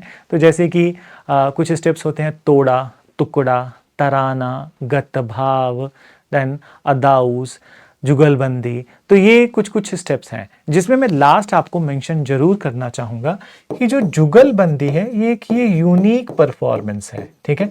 जुगलबंदी में क्या होता है कि ये कॉम्पिटिटिव प्ले होता है, और इसमें डांसर का कंपटीशन होता है तबला म्यूजिशियन, तबला वादक से। दोनों क्या करते हैं कि एक दूसरे को रिदम को मैच करते हैं और दोनों को एक दूसरे को आउटप्ले करने की कोशिश करते हैं। तो बड़ा ही अद्भुत टाइप सा ये सिंक्रोनाइजेशन होता है जुगलबंदी में। फिर जहां तक बात आती है म्यूजिक की, तो कथक में बिगिनिंग में ध्रुपद म्यूजिक यूज होता था, ठीक है। तो बिगिनिंग में कथक में ध्रुपद म्यूजिक यूज होता था, पर बाद में ठुमरी, तराना भी यूज होने लगा। तो ठुमरी, तराना बाद में यूज होने लगा और बिगिनिंग से ध्रुपद यूज होता था। तो कथक में ये सारी चीजें यूज होती हैं। अब आते हैं एक और महत्वपूर्ण मुद्दा कथक में, वो ये है कि ये एकमात्र ऐसा डांस फॉर्म है, क्लासिकल डांस फॉर्म है, जिसमें घराना सिस्टम एग्जिस्ट करता है, ठीक है। तो जैसा कि हमने हिंदुस्तानी म्यूजिक में पढ़ा था घराना सिस्टम, वैसे ही कथक में भी घराना सिस्टम एग्जिस्ट करता है। और हमने क्या बातचीत की थी म्यूजिक में कि घराना एक मतलब एक प्रकार की गायकी में डिफरेंट स्टाइल हो गया, वैसे ही एक प्रकार के डांस में डिफरेंट स्टाइल अगर जो इमर्ज होने लगे और उन्हें अगर गुरु शिष्य परंपरा में प्रिजर्व करके आगे बढ़ाया जाता है तो इसे घराना सिस्टम कहते हैं। जहाँ तक बात आती है महत्वपूर्ण घरानों की कथक में, तो उसमें महत्वपूर्ण है लखनऊ घराना, बनारस घराना है, तो लखनऊ घराना, बनारस घराना, जयपुर घराना है। तो ये तीन जो घराने हैं ये काफी महत्वपूर्ण हैं कथक डांस फॉर्म में। तो ये तो कुछ बातें रहीं कि ये कथक डांस फॉर्म से, और जहाँ तक इम्पॉर्टेंट पर्सनालिटीज़ की बात है, आपने सुना ही होगा लास्ट ईयर, चूँकि लास्ट मतलब 2 ईयर से ये बात न्यूज़ में थी कि पंडित बिरजू महाराज जो कथक के बहुत बड़े डांसर थे और उनकी मृत्यु हुई कुछ साल पहले। तो ये एक प्रोबेबल इन्फॉर्मेशन हो सकता है कि आगे आने वाले सालों में यूपीएससी कुछ उनसे संबंधित पूछ ले। तो मेरी बात को आप फिर ध्यान से सुनना कि ये एक ऐसा अध्याय है जो आपको करंट अफेयर में भी थोड़ा बहुत आपको देखते रहना पड़ेगा। अब हमारा 2 बहुत इम्पॉर्टेंट टॉपिक ख़त्म हो गया। अब एक बात आती है, तो हमें डिस्कशन करना चाहिए इस पे कि इस अध्याय को पढ़ना है या नहीं करना है, ठीक है। तो मैं 2 चीज़ों पे डिस्कशन करना चाहता हूँ आपसे, ठीक है, कि अब हमारे क्लासिकल डांस खत्म हो गए, ठीक है, फोक डांस के बारे में। तो इसमें मैं आपसे कहना चाहूँगा कि आपको फोक डांस के लिए कोई स्पेसिफिक स्टडी करने की ज़रूरत नहीं है, क्योंकि अगर जो आप फोक डांस देखने चलोगे, अगर जो उसकी बात हम करें, तो पूरे भारत में हजारों फोक डांस है। क्या क्या आप याद करोगे? और जहाँ तक इस सेक्शन की पॉसिबिलिटी है कि कब आता है, 8 या 9 साल में एक बार कभी सवाल आता है, ठीक है। और जो पिछली बार का सवाल था वो रिपब्लिक डे के परेड में जब वो टैब्लूज निकलते हैं उसका हिस्सा था। देन तो ये हमेशा यही होता है कि कोई करंट में अगर जो एक आधा फोक डांस अगर पॉपुलर हैं तो उनको आप ध्यान में रखिए, उन्हीं को पढ़िए, पूरा भारत पढ़ने की ज़रूरत नहीं है। तो ये अध्याय पे आप अपना समय ज़्यादा मत दीजिए। मैं एक आर्ट एंड कल्चर का टीचर होते हुए कह रहा हूँ, मेरी किताब में एक बड़ा हिस्सा फोक डांस को मैंने दिया है, ठीक है, लेकिन फिर भी मैं कहूँगा कि वो तो एक कंप्लीटनेस प्रोवाइड कराता है कि आपने सब कुछ के बारे में लिखा है। बट जहाँ तक प्रैक्टिकलिटी की बात आती है, मैं आपसे फिर से वापस से दोहराऊंगा कि फोक डांसेस को जब रिपब्लिक डे परेड होगा 26 जनवरी को, और वो कुल मिला के 15 से 18 टैब्लूज होते हैं, उसमें अगर जो कोई फोक डांस का प्रदर्शन हो गया तो उसको याद रखिए किस स्टेट का है, क्या थीम है, दैट्स इट। एंड और जो टॉपिक्स हैं, ठीक है, वो खाना पूर्ति के टॉपिक्स हैं। तो इन टॉपिक्स के साथ आप जाइए परफॉर्मिंग आर्ट्स में, and I hope you will perform better, and I have a bit of that hunch this year कि इस ईयर क्लासिकल डांस से कोई ना कोई क्वेश्चन आना चाहिए आपके प्रीलिम्स पेपर में। तो इसी के साथ हम ये 6ठी क्लास समाप्त करते हैं, और लास्ट क्लास होगी वो है कि कल्चरल हेरिटेज के बारे में, टैंजिबल और इनटैंजिबल। तो वो भी थोड़ा करंट ओरिएंटेड है, उसमें कुछ बातचीत हम करेंगे, ठीक है। तो मिलते हैं अगली क्लास में, and study well and be blessed with a very happy learning. Thank you to all of you.